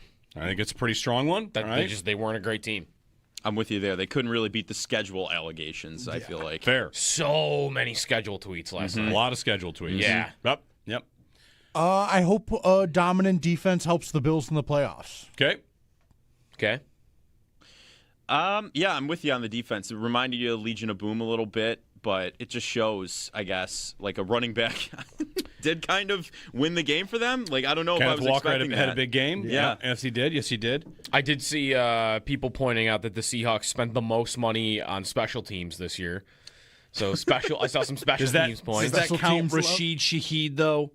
Hey, Stinky Joe Okay. here. Look, they we acquired all him, and he's also like a receiver. I don't know who obviously. they count for that because, right, those guys are going to be listed as like cornerbacks. Did you sign them for depth, special, whatever? Right, maybe that just says they spend more on their backups than others. Maybe they have a lot. But I saw that they have a lot of cap space. I mean, is there a Sam? They have the most cap space in the league. I think it's fifth most. Fifth most. Might be that fifth most. makes more sense. Whatever. They have a lot of cap. How would they have number one? They have a lot of cap space. They're about to, of course, pay JSN and a couple of their draft picks. Sometimes cap space is just a function of where your rookie contracts are. On and on.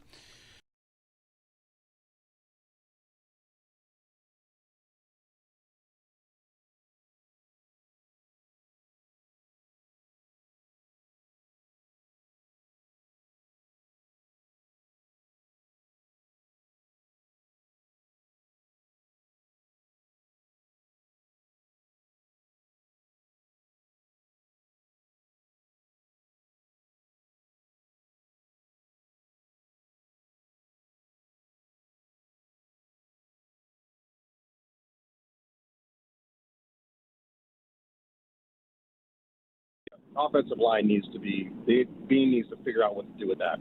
Just your thoughts. Thanks, David. Mm-hmm. Yeah, between all three of them, I mean, whether you're going to re-sign Torrance or McGovern is a UFA and David Edwards UFA, I think he's got to let them both go. Maybe maybe not McGovern because you think it's too important. David Edwards for sure, I would let walk. I mean, you have Alec Anderson in one spot, a rookie in another, right? And you're saving $15 to $20 million on one of them, and on both of them you're maybe saving 30, 35. Right. In AAV. Spot Trek has both about I think it was $16 to $20 million. Yeah. And again, they're going to hit the open market. Maybe not. They could, of course, keep the band together. The Bills' offensive line this year was great, and that's pass protection too. Yeah. Good in the run game, great in pass protection. I know Allen got sacked more, but that was more often due to Josh Allen or some other circumstances here because, the offensive line, if you look at composite ratings, ESPN, Pro Football Focus, they were the top 5 line for sure. In some measures, they were number 1. Yeah. So do they want to keep that together, or do they think it's time to kind of turn that over a little bit? You could make a case either way. 803-0550. Thanks, David. It would just be a lot of money to spend on your entire line. You're already doing so much of it. I mean, if they sign the 2 guys on the interior, then all 5 are going to be paid within a year because Torrance needs a deal. Even before Torrance, they'd be spending the second most money on offensive line in the NFL. Which and Torrance would probably put them number 1. Maybe you feel that you should because you want to protect Josh Allen, but those guys are replaceable to me. I totally I agree. You could replace them, and again, this is where you have to make your decisions. You have to make your sacrifices. Do you want to just be a little smarter at the spot and try and get more efficient from a dollar standpoint? Because I got to spend that money on defensive additions because they're going to overhaul their defense. Right.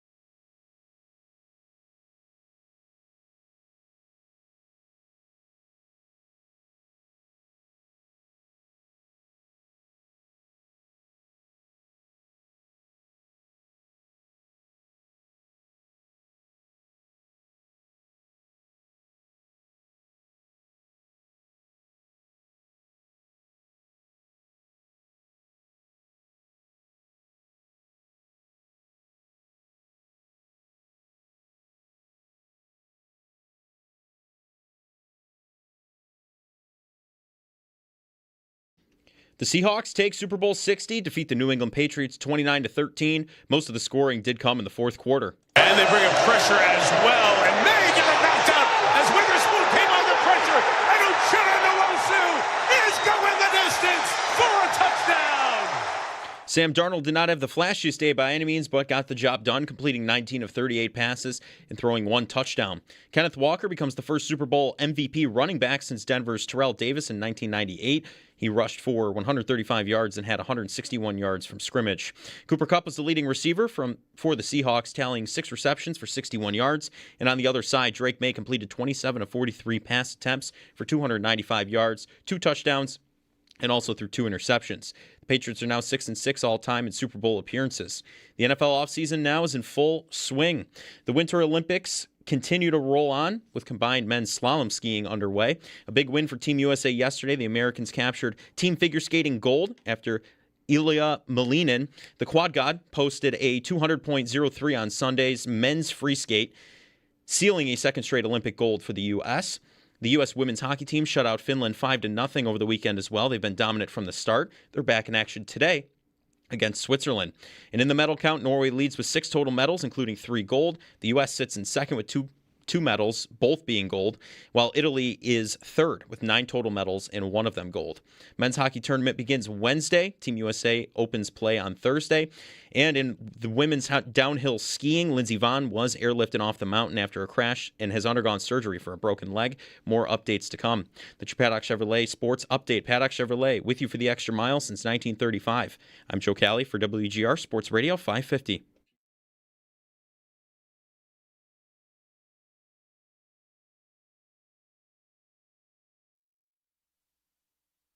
You know, it's funny how it works. Like I didn't play great football my first few years of my career, and then I come here to San Francisco and I learned a ton. And I think because of that year in San Francisco, I was able to learn a ton. Sam Darnold explaining how his time in San Francisco is what really launched his career. Shanahan tree. And then he worked with Glenn Kubiak this past season. And O'Connell in between, which is McVay. Similar. Same. Yeah. Hey everybody, good morning. It's Jeremy and Joe. Is it above 0 yet? And did you see the video of Lake Erie cracking? The ice. The video is crazy. It looks like it's like the start of like a movie or something. I quote tweeted it with Godzilla. with Godzilla cracking out of the ice. Which is funny. Are we at 0? It's been under freezing for a month, and that's why no snow has melted too. Right? It's I've got -1 where I am right now. I got 0. Okay, I'm at -1 at work. Real feel of 6. Look at that. Look at it's sunny. Real feel of 6. It's going to go up to 20 degrees today, so that's nice. 39 tomorrow though. What are we going to do with these Patriots in our lives? Brutal. I mean, thank goodness they lost. Yeah. And not only did they lose, they lost in such a way where everyone says, you didn't belong, right? And now they have to kind of say like, they're kind of like maybe they're okay. like the Chiefs from last year, but they didn't have the years before that make you sound dumb by saying it. Right. Because I thought that last year. I thought the Chiefs did not deserve to be there at all. They got lucky on the way to getting there, and then they got totally exposed in the Super Bowl, but they've won 3 times. So you can only go so far with that. So it's like part of their dynasty instead. Right. Whereas this New England team, they don't have that. They were 4-13 last year. So much easier to just run with, lucky. Totally lucky that they got there. Not one of the best teams in the league. They were good. They were a good team. I think some of the retrospective on Drake May didn't deserve any MVP votes because he stunk in the playoffs. Like, I'm not going there. I think there were good reasons to vote for him for MVP. But you can split him. He was very good in the regular season. He was great. Led the league in completion percentage. They had a soft schedule against offenses, not as much against defenses. Like, he was legitimately great in the regular season. That's the way I see it. He was terrible in the playoffs. Terrible. Yep. Both can be true. He was good in the regular season. He was not good in the playoffs. Didn't deserve to make the Super Bowl. 803-0550. Getting your takeaways on the Super Bowl last night. We opened the show. I asked each of you what your takeaways were, and we're sharing ours as well. Mine is I had somebody write to me last night. Proved that defense still matters. Like, it definitely still matters. It always has.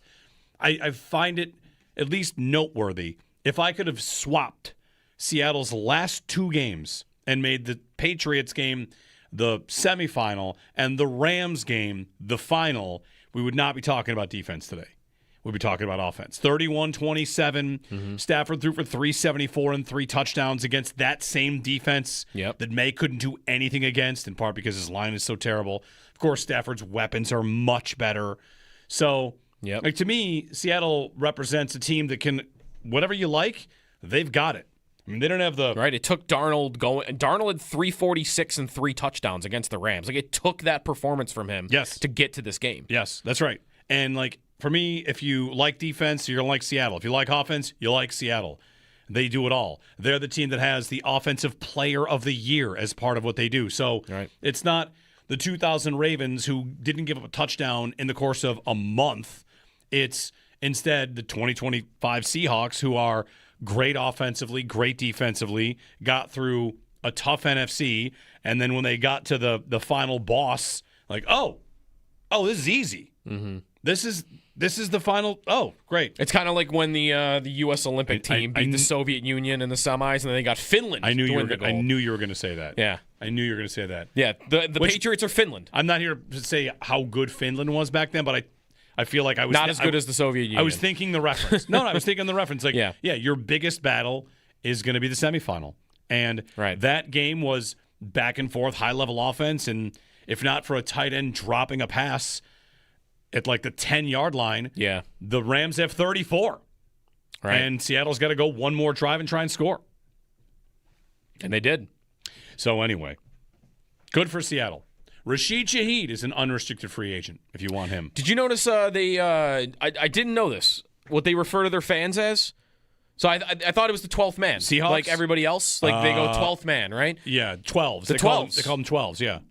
Has that always been a thing? Yep. They're the 12s? They're the 12s. Not just the 12th man, the 12s. No, the 12s. In the uniforms, the Nike rivalry uniforms, they have little 12s all over them inside the numbers. Okay. They call them the 12s. Yeah. I've always liked Seattle enough. Like, easy to root for. I like the colors. Sure. Fan base is great. Far enough away that we don't really care. Never in our hair. Right. Likable players, likable coach. Yeah. Organization. Like, I feel like I've never had a reason really to hate Seattle other than when Russell Wilson was kind of being weird. But that happened more when he left, right? Yeah. Like the Subway commercials and stuff. Totally fine with Seattle. Love Neon Green winning the Super Bowl again. Although they only have a little bit of it at this point. 803-0550. And Darnold's likable, right? Yes. Not only likable is he, story. It seems Allen's best friend. Everybody likes him. Everywhere you read, he's a guy that everybody likes. He's never been bitter. But last night's game... What is going to, like, 5 years from now, what is the legacy talk about Sam Darnold going to be like? That he's a Eli Manning level quarterback? Taken high in the draft, took a couple years to get going, was pretty good, was a part of some good offenses, and won a Super Bowl. Fair? Yeah. Is that Flacco, too, kind of? Sure. Like that territory? Sure. I mean, he has put up back-to-back years that are even maybe a little above that. Do you know they put the stat up on the screen a bunch, and I've heard it a lot in the last couple of weeks. The only other quarterback to quarterback back-to-back 14-win seasons? Other than him? Other than him. There's only one other to do it. Oh, man. Is it Brady? It is Brady. Now, that's a little bit of a cheat because the schedule went to 17 games. Sure. He didn't do it in 16-game seasons. He did it in 17-game seasons, 14-3 and 14-3. Sure. But like, is he a guy that'll have an MVP season? No. No? No. He doesn't have a Matt Ryan 1 year with the right coach and system. I mean, he just had that, and the receiver got OPOY. Yeah. So I answered my own question. He just had it. And his coordinator is probably about to get worse. That's the first time I said OPOY, and it felt longer. OPOY. It felt longer. Yeah, we're not going OPOY. Yeah, OPOY. OPOY and DPOY? We're not doing that. What? Who's doing that? No, well, DPOY is definitely a thing. People say that? I've heard DPOY. I've heard OPOY, but why wouldn't I've only heard DPOY. I don't think I've ever heard DPOY. No, I've heard DPOY a lot. DPOY? DPOY. Yeah. I've heard DPOY. I've heard DPOY out there. What? But are you correct with me that I don't think I've heard OPOY? I have not heard OPOY, though. Yeah, I don't know about no OPOY. No, DPOY's a thing. I'm with Alt Joe here. DPOY. No. DPOY. It's easy. If you're saying DPOY, then I need you to start It's too easy to pronounce to spell it. I need you to start at your parties to start saying things like it's BWOB, BIOB. Instead of BYOB. What is that? BYOB. Bring your own beer. Instead of BYOB, it's BIOB. BIOB. If you're saying DPOY, you have to be saying BIOB. CPOY, right? And you're not saying TGIF anymore. You're saying to GIF. You're pronouncing these as... No, because there's a vowel in there. It's too... Yeah. There's a vowel in OPOY, too. T-GIF. It would be T-GIF, not to GIF. Yeah. Whatever you want. T-GIF. If you're going to start T-GIF using... would make sense. I would do that. That's easier. T-GIF. You're going to start saying that? Maybe. That's faster than TGIF. I'm interested. I might be in on this. T-GIF, yeah. Why not? If you got the vowel, take advantage of it. Fair enough. Did you refer to Super Bowl 59 as Super Bowl licks? No, I didn't do that. Okay. Super Bowl licks. Should we have? No, this has gone too far. Wouldn't it be Splix at that point? That's not wrong. Right. SBLIX. Yeah. Splix. I actually thought, I forgot for a second that it was licks. I thought maybe it was LX in the Super Bowl logo was just like the Super Bowl. Like that's what this was. No, I know. But I didn't realize at first the Super Bowl trophy was the I. So I thought it was just LX and they were putting the Lombardi trophy in the logo. Last year? Or was that this year? This year was LX. Yeah. This year was LX. And the Lombardi trophy was just there in the middle of it. It was just there, yeah. Right. I'm with you. I'm confusing myself. I don't know. I usually like the Roman numerals, but I guess there aren't as many as there were. Last year it was L Trophy IX, which is like looks like LIIX. Right. They always put it in there, and it looks like it's playing the role of an I. LXI 61. Yeah. Max Finneganov will be the Grand Marshal. They're going to win it next year. Let's go. Right? Sure. Destiny. They're going to win it next year. Super Bowl 61 in L.A. Hold on. Is there a logo? We can do the conspiracy theory on the colors. I saw it. It's red and blue. You sure? Yeah, there was one. I saw one. They already have a floated logo? around the other day. It was leaked out. Oh boy, they got a rat. No, I see the one you're looking at, and I think that's a concept. Oh. I don't think that's the logo. Source off. I'm seeing a different logo that looks more official, and that is orange and teal. It's in L.A. The one that you say looks official, LXI? Because it looks like someone took a picture off a screen, which makes me think that's it. And the tweet says official. Some backwards way of making that. And seem if it's more the real. color, Yeah, no, I think this is it. It's orange on the top, and it's got like a wave through it, and the wave is like a teal color.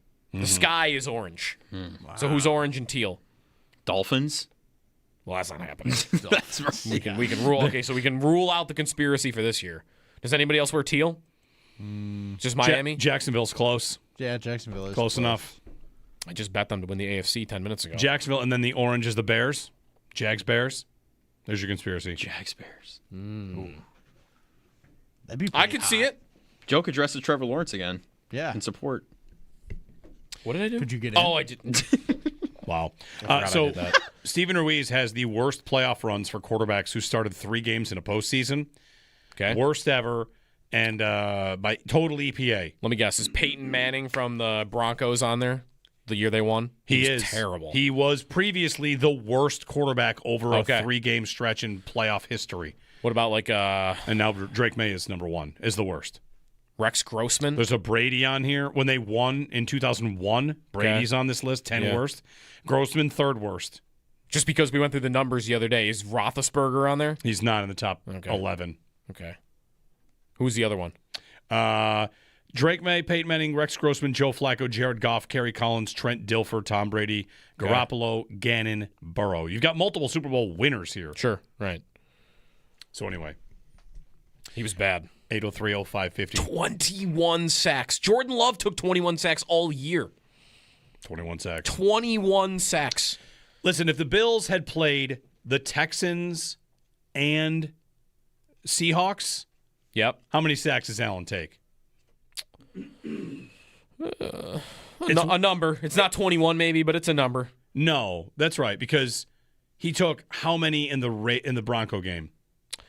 He took 3 in the Denver game. 3 in the Denver game. And 1 in the Jacksonville game. All right, so he's at 4. If he plays Houston, they take 4 to 5. So 8. And then Super Seattle, Bowl, he gets plays 10 or 11. 4 to 5. He's still probably at half of what Drake May took. Sure, right. And that would be a big number. And that's right? Like I look at the history of that number. It's Drake May at 21. I think Burrow is at 19, and then there's nobody else in NFL history above 14 in a single playoff.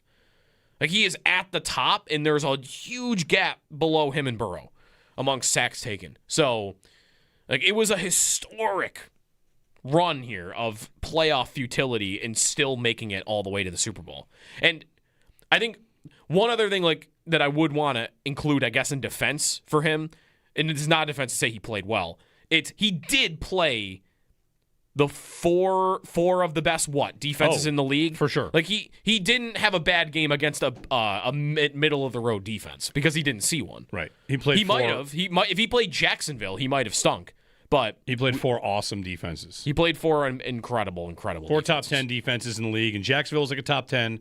Right. There was no, total pushover. Not to excuse it, just like that contributes to the numbers too. And his line is not good. Yeah, there's a lot of Will Campbell conversation today about what they're going to do with him. There should be. Like, are they going to move him positionally? Like they just spent a 4th overall pick on him, and he was bad all year. I guess horrible in the Super Bowl. I don't know.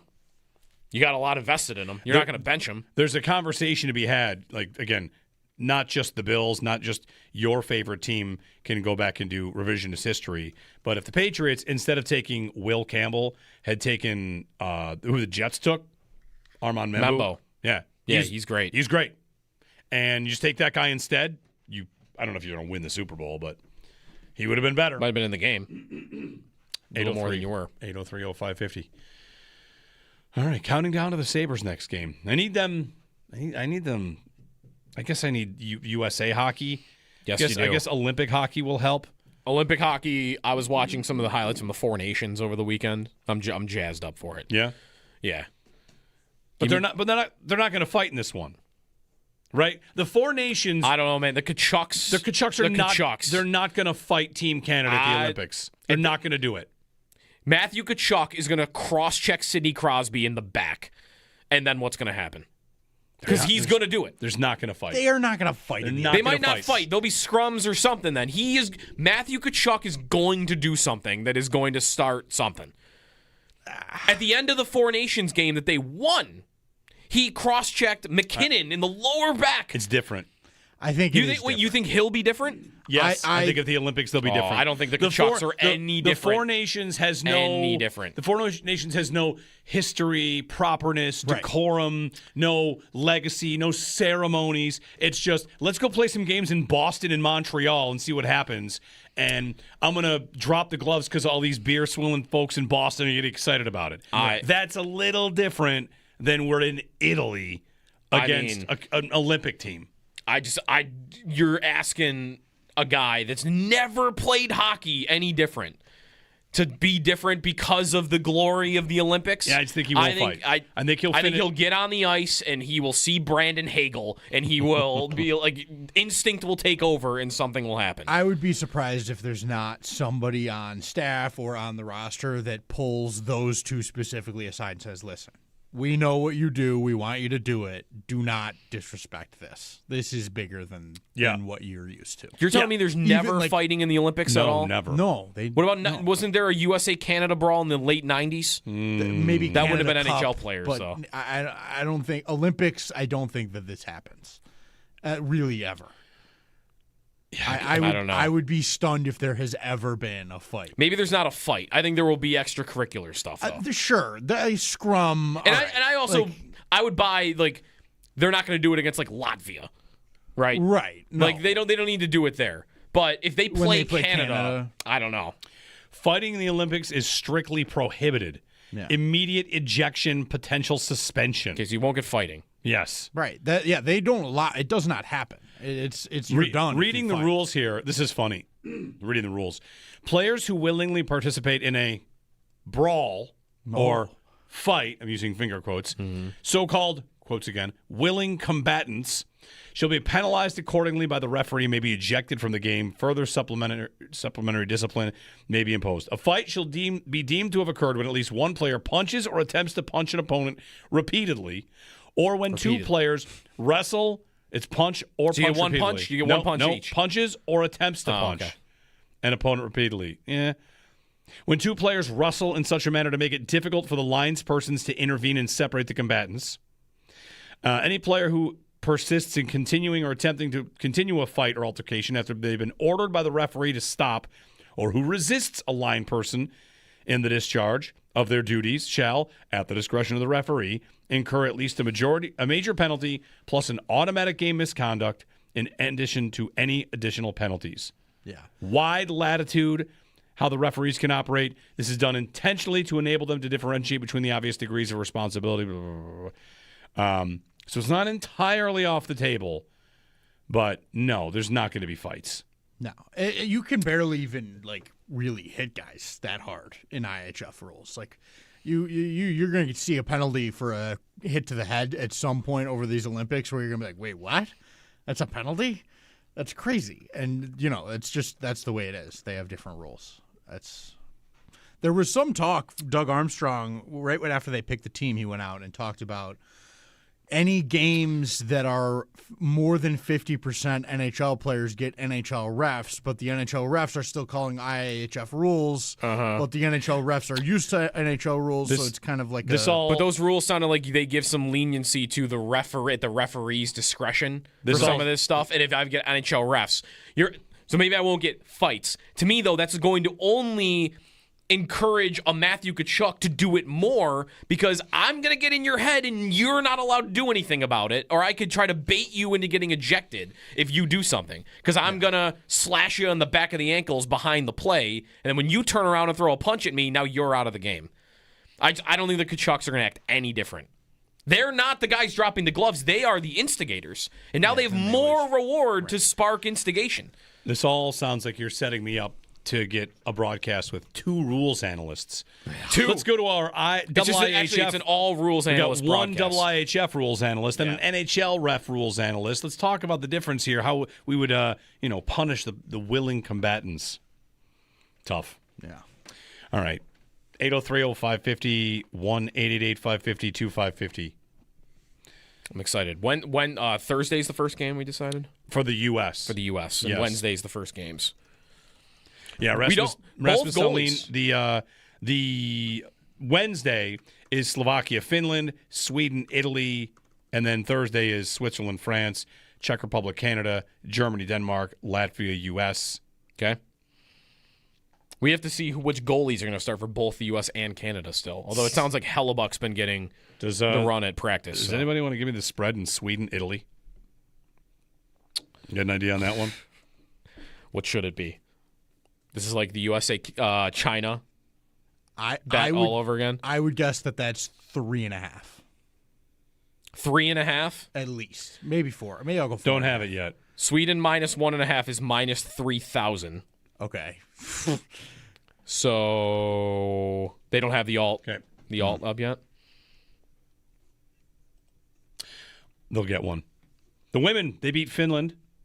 Yes, they There's always an odds out there in these hockey games that is as lopsided as it may be. You can make some money out here on some of these games. I got your bet for you. Sween's 4.5 goal favorite. Yeah. Okay, yeah. And that's minus 160. I got. That's one of those ones you might want to take Sweden on that because minus 4.5. There was a U.S. or maybe it was Canada was playing China however many years ago. No, Joe's guy was 9.5, wasn't it? It was 9.5. Was it? No. Whoa. It was 3.5. Oh, and everybody went, that's not right, and ran to it. I had that and teased it up to 7.5, and that covered too. I think they won like 10 it to was by 11. I think they won by 11. I think by 11. Curling's on. That's exciting. Yep. No rules analysts. Not a lot of rules analysts out there in these broadcasts. It's great. All right, 803-0550 if you want to throw a thought our way. Hope you enjoyed the Super Bowl. Many of you didn't watch it. Howard said he was going to the movies. I don't know. I just don't know what you're accomplishing. Not watching? You don't want to watch it? That's fine. To each their own.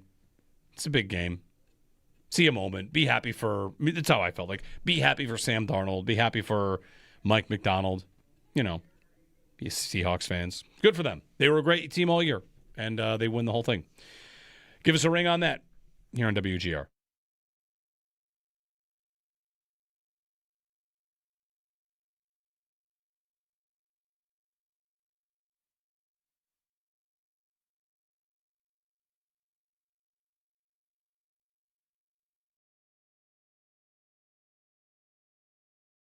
Seattle blew their doors off start to finish, and it only kind of looked a little close because of field goals. Yeah. So a better offense, better defense, better team, and what we saw was New England, who didn't belong, looking like they didn't belong. We had the best team in the NFC, who was better than the AFC, against what, the fifth best team in the AFC? Probably. That's what we got. Probably right. Who puts up a better fight than the Patriots? Denver, Buffalo. A healthy Denver. Jacksonville. Jacksonville definitely. Houston. A healthy Houston with Nico Collins. I mean, I don't know. Stroud might have thrown 7 interceptions he might against that he might defense Does yesterday. Justin Herbert with tackles put up a better fight? With tackles. He might. But not with what he had. No. We saw New England, who, listen, I don't think they're a total fluke. They won a lot of road games. They've got a bright future. But we saw maybe one of the biggest Super Bowl imposters ever. Mm-hmm. They did not belong. No. Drake May set the record for the most sacks taken in an NFL playoff and the most fumbles in a single NFL playoff. I'm glad you said NFL playoff because any idea that Seattle did anything different to New England than every team they had played to this point had done. Right. See, The Chargers were all over him. The Texans were all over him. The Broncos were all over him. They had a terrible offensive postseason, New England did. They were brutal. Yeah, So, what are his final stats from the playoffs? Seattle didn't unlock some sort of secret to the sauce to beating the Patriots. For me, there's almost like this leftover effect of watching New England play 11 other Super Bowls and thinking like, wow, how are you going to stop this team? Right. In this case, oh man, the number of teams that could have stopped that New England team, there's a lot of them. The Bills. Yeah. The second half, what the Bills did in the second half against New England, shut them right down. What would the Bills have done in the AFC Championship game? They probably would have beaten New England. Mm-hmm. Maybe beaten them badly. Mm-hmm. So if you want to dance on New England's grave, I think it's a great day to do it. And takeaways past that, like talk amongst yourselves, whatever you want. We've got lots of time today. We're wide open for your phone calls, but I come in today thinking, like, let's not overreact to Seattle and New England. Let's talk about Seattle and the Rams. Like, those are the teams I got to beat if I want to win.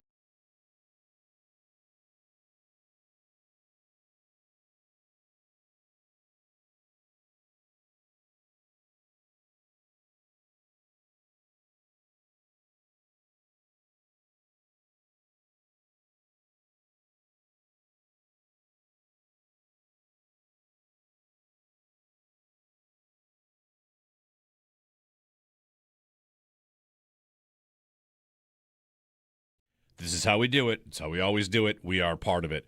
Well, that was the final game. Time to take every single thing that happened in that game and apply it as a new rule in the NFL. This is now the way to win, right?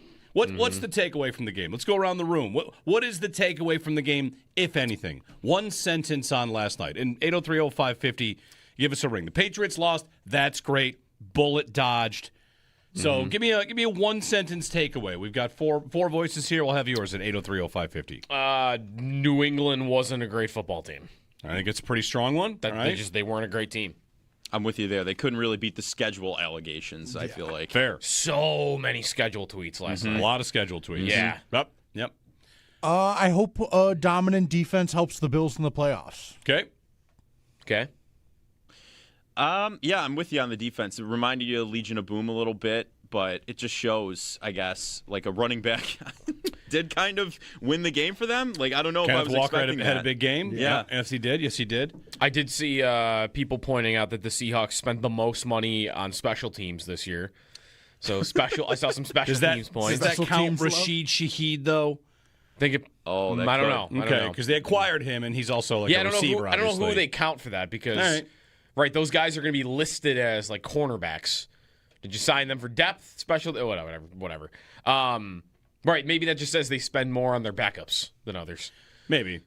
They have a lot. But I saw that. They have a lot of cap space. I mean, is there a Sam? They have the most cap space in the league. I think it's fifth most. Fifth most. Might be that fifth most. makes more sense. Whatever. They have a lot of cap. How would they have number one? They have a lot of cap space. They're about to, of course, pay JSN and a couple of their draft picks. Sometimes cap space is just a function of where your rookie contracts are. On and on.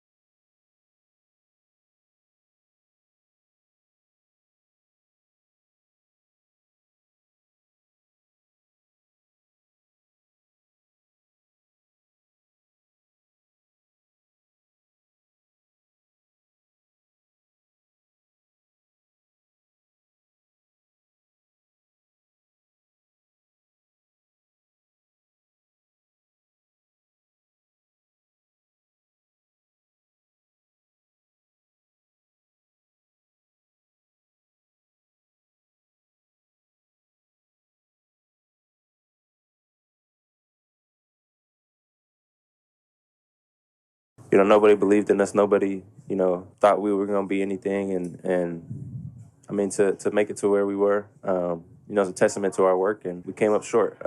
Every year, a team loses the Super Bowl.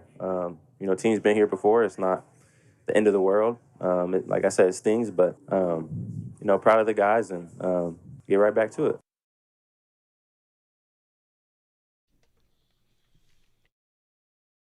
Christian Gonzalez. Just seeing Pete Prisco's tweet from last night. I want to mention this real quickly, too. I'm just over here wanting to give to give Seattle's offense credit as much as their defense. And Pete Prisco wrote, moral of the story. The moral of the story for the Super Bowl. Get 4 guys and occasional blitzes mixed in who can rush the passer, and you will win, period. That defense got after it all year up front. Draft big people and edge rushers. This is not new. Every year this happens. Every single year. Every year. It's like, yeah, I'll tell you, just get good pass rush and you'll be good to go. Uh-huh. And yet, every year, what? Teams aren't doing that? New England played 4 games. In all 4 games, the front 4 and the occasional blitzes got after Drake May and made his life miserable. They finally ran into an offense that could score. Right. That's actually what was different about this Patriots game. The Texans had a million chances. They couldn't score. The Texans had an incredible defense. The Broncos had a backup quarterback in. Also, is this even the game to point to specifically 4-man pass rush? I do. They had good rushes. They got sacks from their linemen. But Ben Solak pointed out that Devin Witherspoon, their corner, 22% of his season blitzes were yesterday. He had 4 unblocked pressures. That's just Witherspoon. They were blitzing other guys too. Like, again, I do think they got a pressure when they were rushing 4. But Mike McDonald all day yesterday there was another clip I saw where one of the linebackers came free on a blitz when they were playing tempo, New England, which usually you're playing base when that happens. So between that, Witherspoon, his stats, like, it felt like they were throwing blitzes at May that were confusing him also. So I don't know if yesterday is the day for the 4-man pass rush. Right. And again, like, conversation. This conversation about just get 4 players that can rush the passer. Go look at the NFC Championship game. Take a look. What did that game look like? I'm not telling anybody you don't need a pass rush. You of course should want one. Mm-hmm. But every year we get to the final game, and when one of the team's quarterbacks struggles, you're like, well, there it is. That's what you got to do. Every team wants to do that. Who had the best pass rush in football this year? Was it Houston? They lost. Why? They lost to New England. Tell me it's about how you rush the passer, you're good to go. In fact, Houston was really well known for disguising nothing.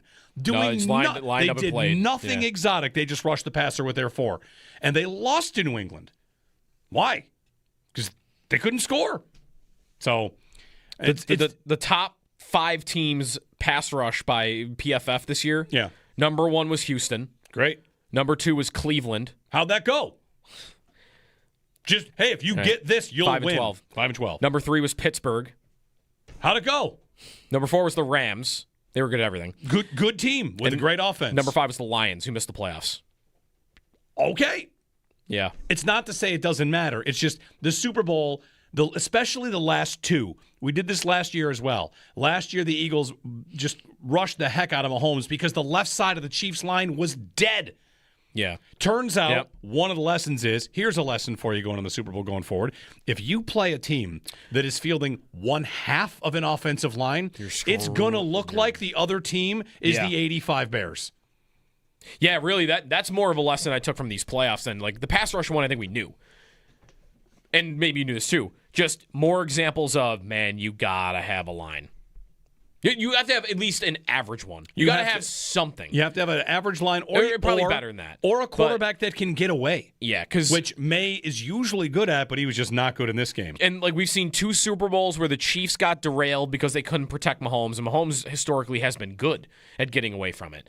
And you saw the Chargers this year they could hardly play the game, right? Herbert running for his life, and New England yesterday, and the Bills have one, which is not really something to solve this offseason. Like, you've got your tackles, you've got Torrance, and you've got to add probably a couple of interior guys to replace McGovern and Edwards if they walk.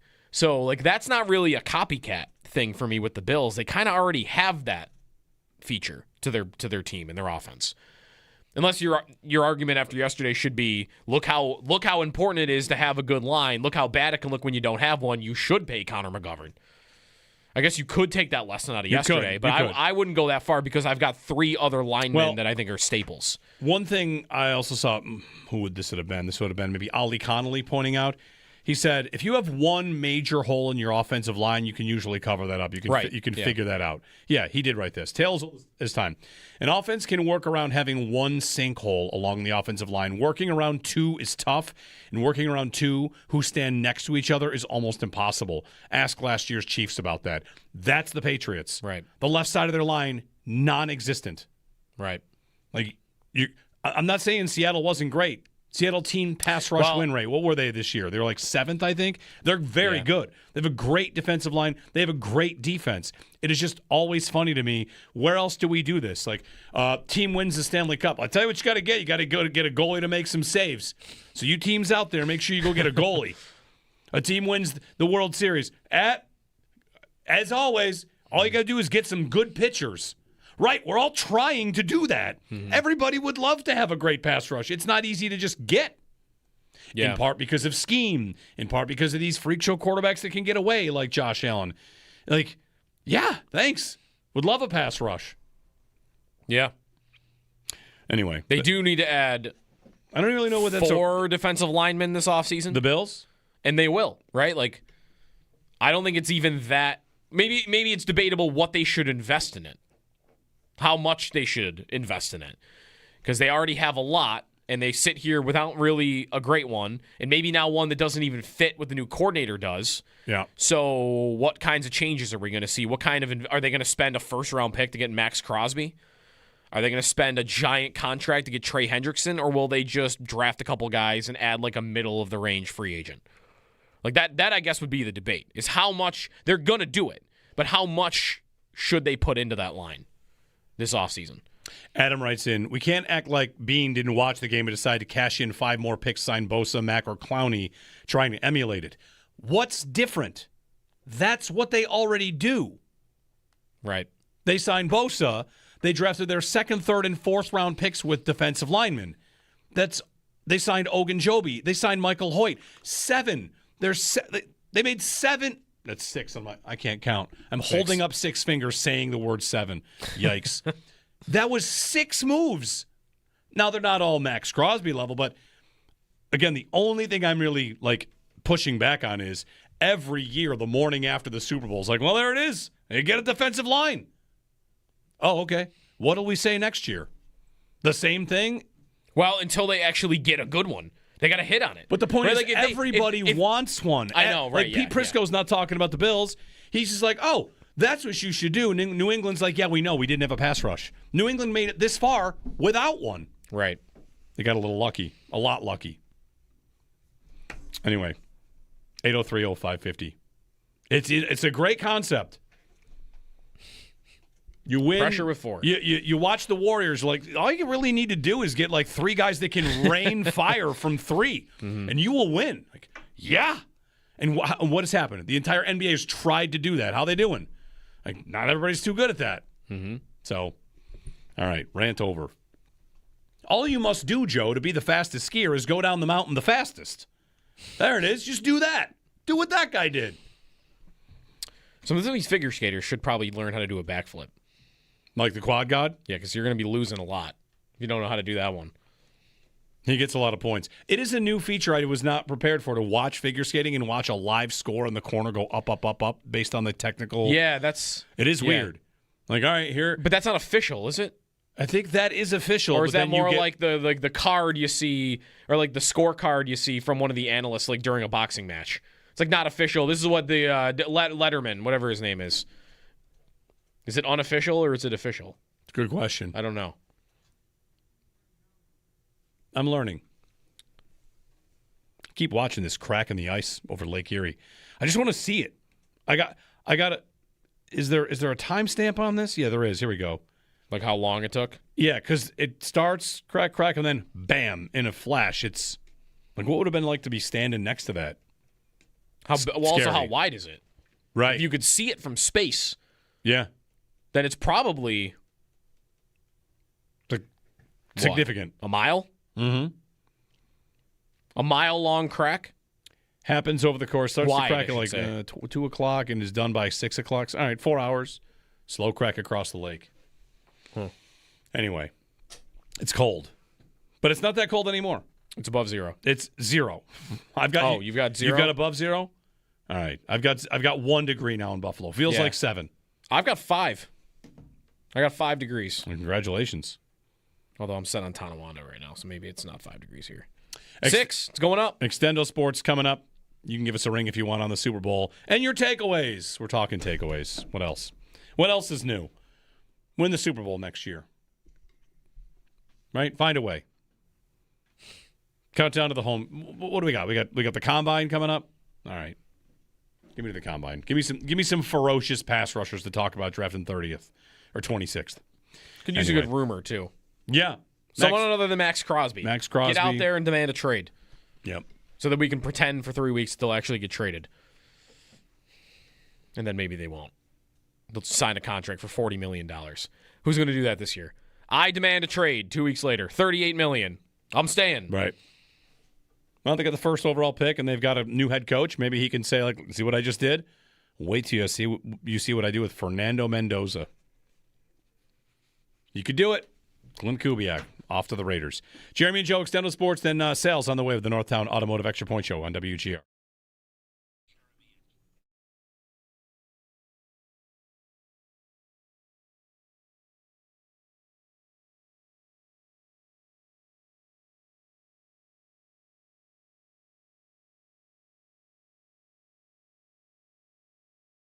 Offensive line needs to be – Bean needs to figure out what to do with that.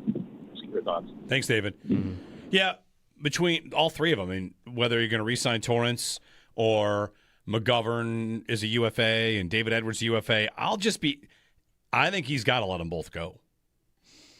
Maybe maybe not McGovern because you think it's too important. David Edwards for sure I would let walk. I mean, you have Alec Anderson in one spot, a rookie in another, right? And you're saving $15 to $20 million on one of them, and on both of them you're maybe saving 30, 35. Right. In like AAV. Spotrac has both about I think it was like $16 to $20 million. Yeah. And again, they're going to hit the open market. Maybe not. They could, of course, keep the band together. The Bills' offensive line this year was great, and that's pass protection too. Yeah. Good in the run game, great in pass protection. I know Allen got sacked more, but that was more often due to Josh Allen or some other circumstances here because, the offensive line, if you look at composite ratings, ESPN, Pro Football Focus, they were the top 5 line for sure. And in some measures, they were number 1. So do they want to keep that together or do they think it's time to kind of turn that over a little bit? You could make a case either way. 803-0550. Thanks, David. It would just be a lot of money to spend on your entire line. You're already doing so much of it. I mean, if they sign the 2 guys on the interior, then all 5 are going to be paid within a year because Torrance needs a deal. Even before Torrance, they'd be spending the second most money on offensive line in the NFL. Which and Torrance would probably put them number 1. Maybe you feel that you should because you want to protect Josh Allen, but those guys are replaceable to me. I totally I agree. You could replace them, and again, this is where you have to make your decisions. You have to make your sacrifices. Do you want to just be a little smarter at the spot and try and get more efficient from a dollar standpoint? Because I got to spend that money on defensive additions because they're going to overhaul their defense. Right.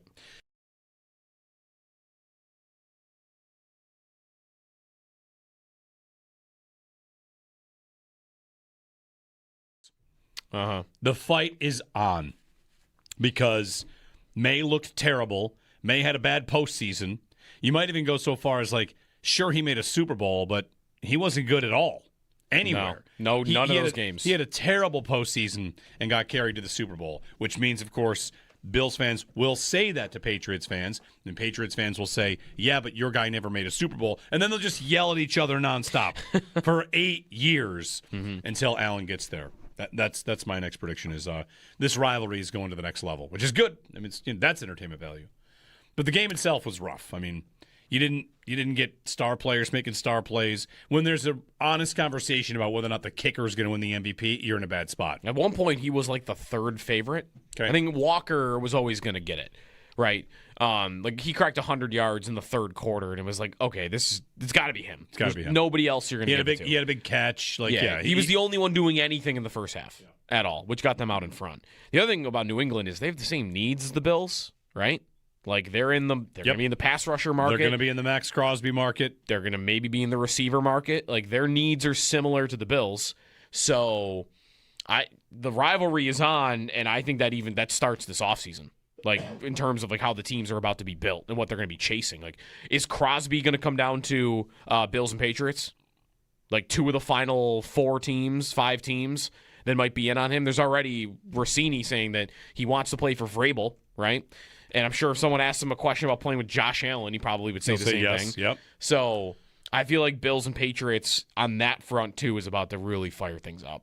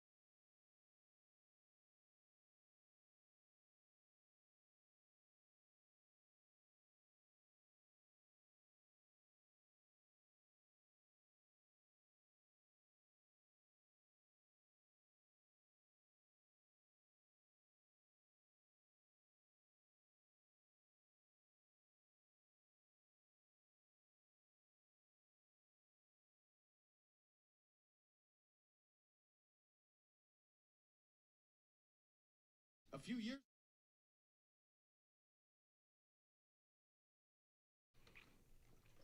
Watching a video of Mark Dondero of 98.5, the Sports Hub, getting after the Patriots and Drake May and Vrabel, and I'm instantly thinking, what would we say that if the Bills had played the same, they make it and they play that game that the Patriots just did, like what would we say?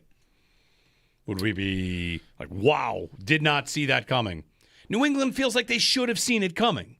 Yeah. If the Bills roll into that game and it goes the same way, we're shocked if the Bills offense does that poorly against the. But then again, they had that game against Seattle. Or sorry, they had that game against Houston. Yeah. They had that game against Miami, Atlanta. They had some rough ones. They had the game against Philly. They only put like 12 points. They had some games where they couldn't handle a pass rush. Yeah, and which was weird because their line was supposedly great. Yeah. But that's how you get to receivers not being open and Allen holding onto the ball and now looping back because he's trying to give them time and he gets hit and breaks his foot and yeah. One thing about the Falcons, so rookie James Pierce Jr., defensive end, who they traded up for and gave a first-round pick to the Rams for, allegedly crashed his vehicle into one being driven by a WNBA player, Ricky Jackson, multiple times struck a police officer with the vehicle while evading arrest. Yeah. 5 felonies. And he's being charged with. There was after reading this report about what he's been accused of or whatever happened, I read a lot about his pre-draft profile. Yeah. And how to say there were red flags on this guy is an understatement. That's why he went low. But yes. Chris Trapasso, I remember saying, and maybe no one else had him this high. Without that, Chris Trapasso had him ranked as the number 1 player in the draft last year. Yeah. But where'd he go? 26, I think. 26. And a lot of that was character. Yeah. And right, Atlanta does not have a first-round pick this year because they traded up to get him last year. And I bet he's not going to be on the field for them next year. Probably Maybe not at all. Yeah, that could be domestic dispute. I mean, he could be in hits jail. A police officer, right? Like he might not even be available to be suspended yet. Right. And again, like the character concerns There's just a lot of it. So anyway, that's tough for the Falcons, but the draft process is more than just, picking a card. All right. Sal's coming up. Northtown Automotive Extra Point Show. We're back tomorrow here on WGR.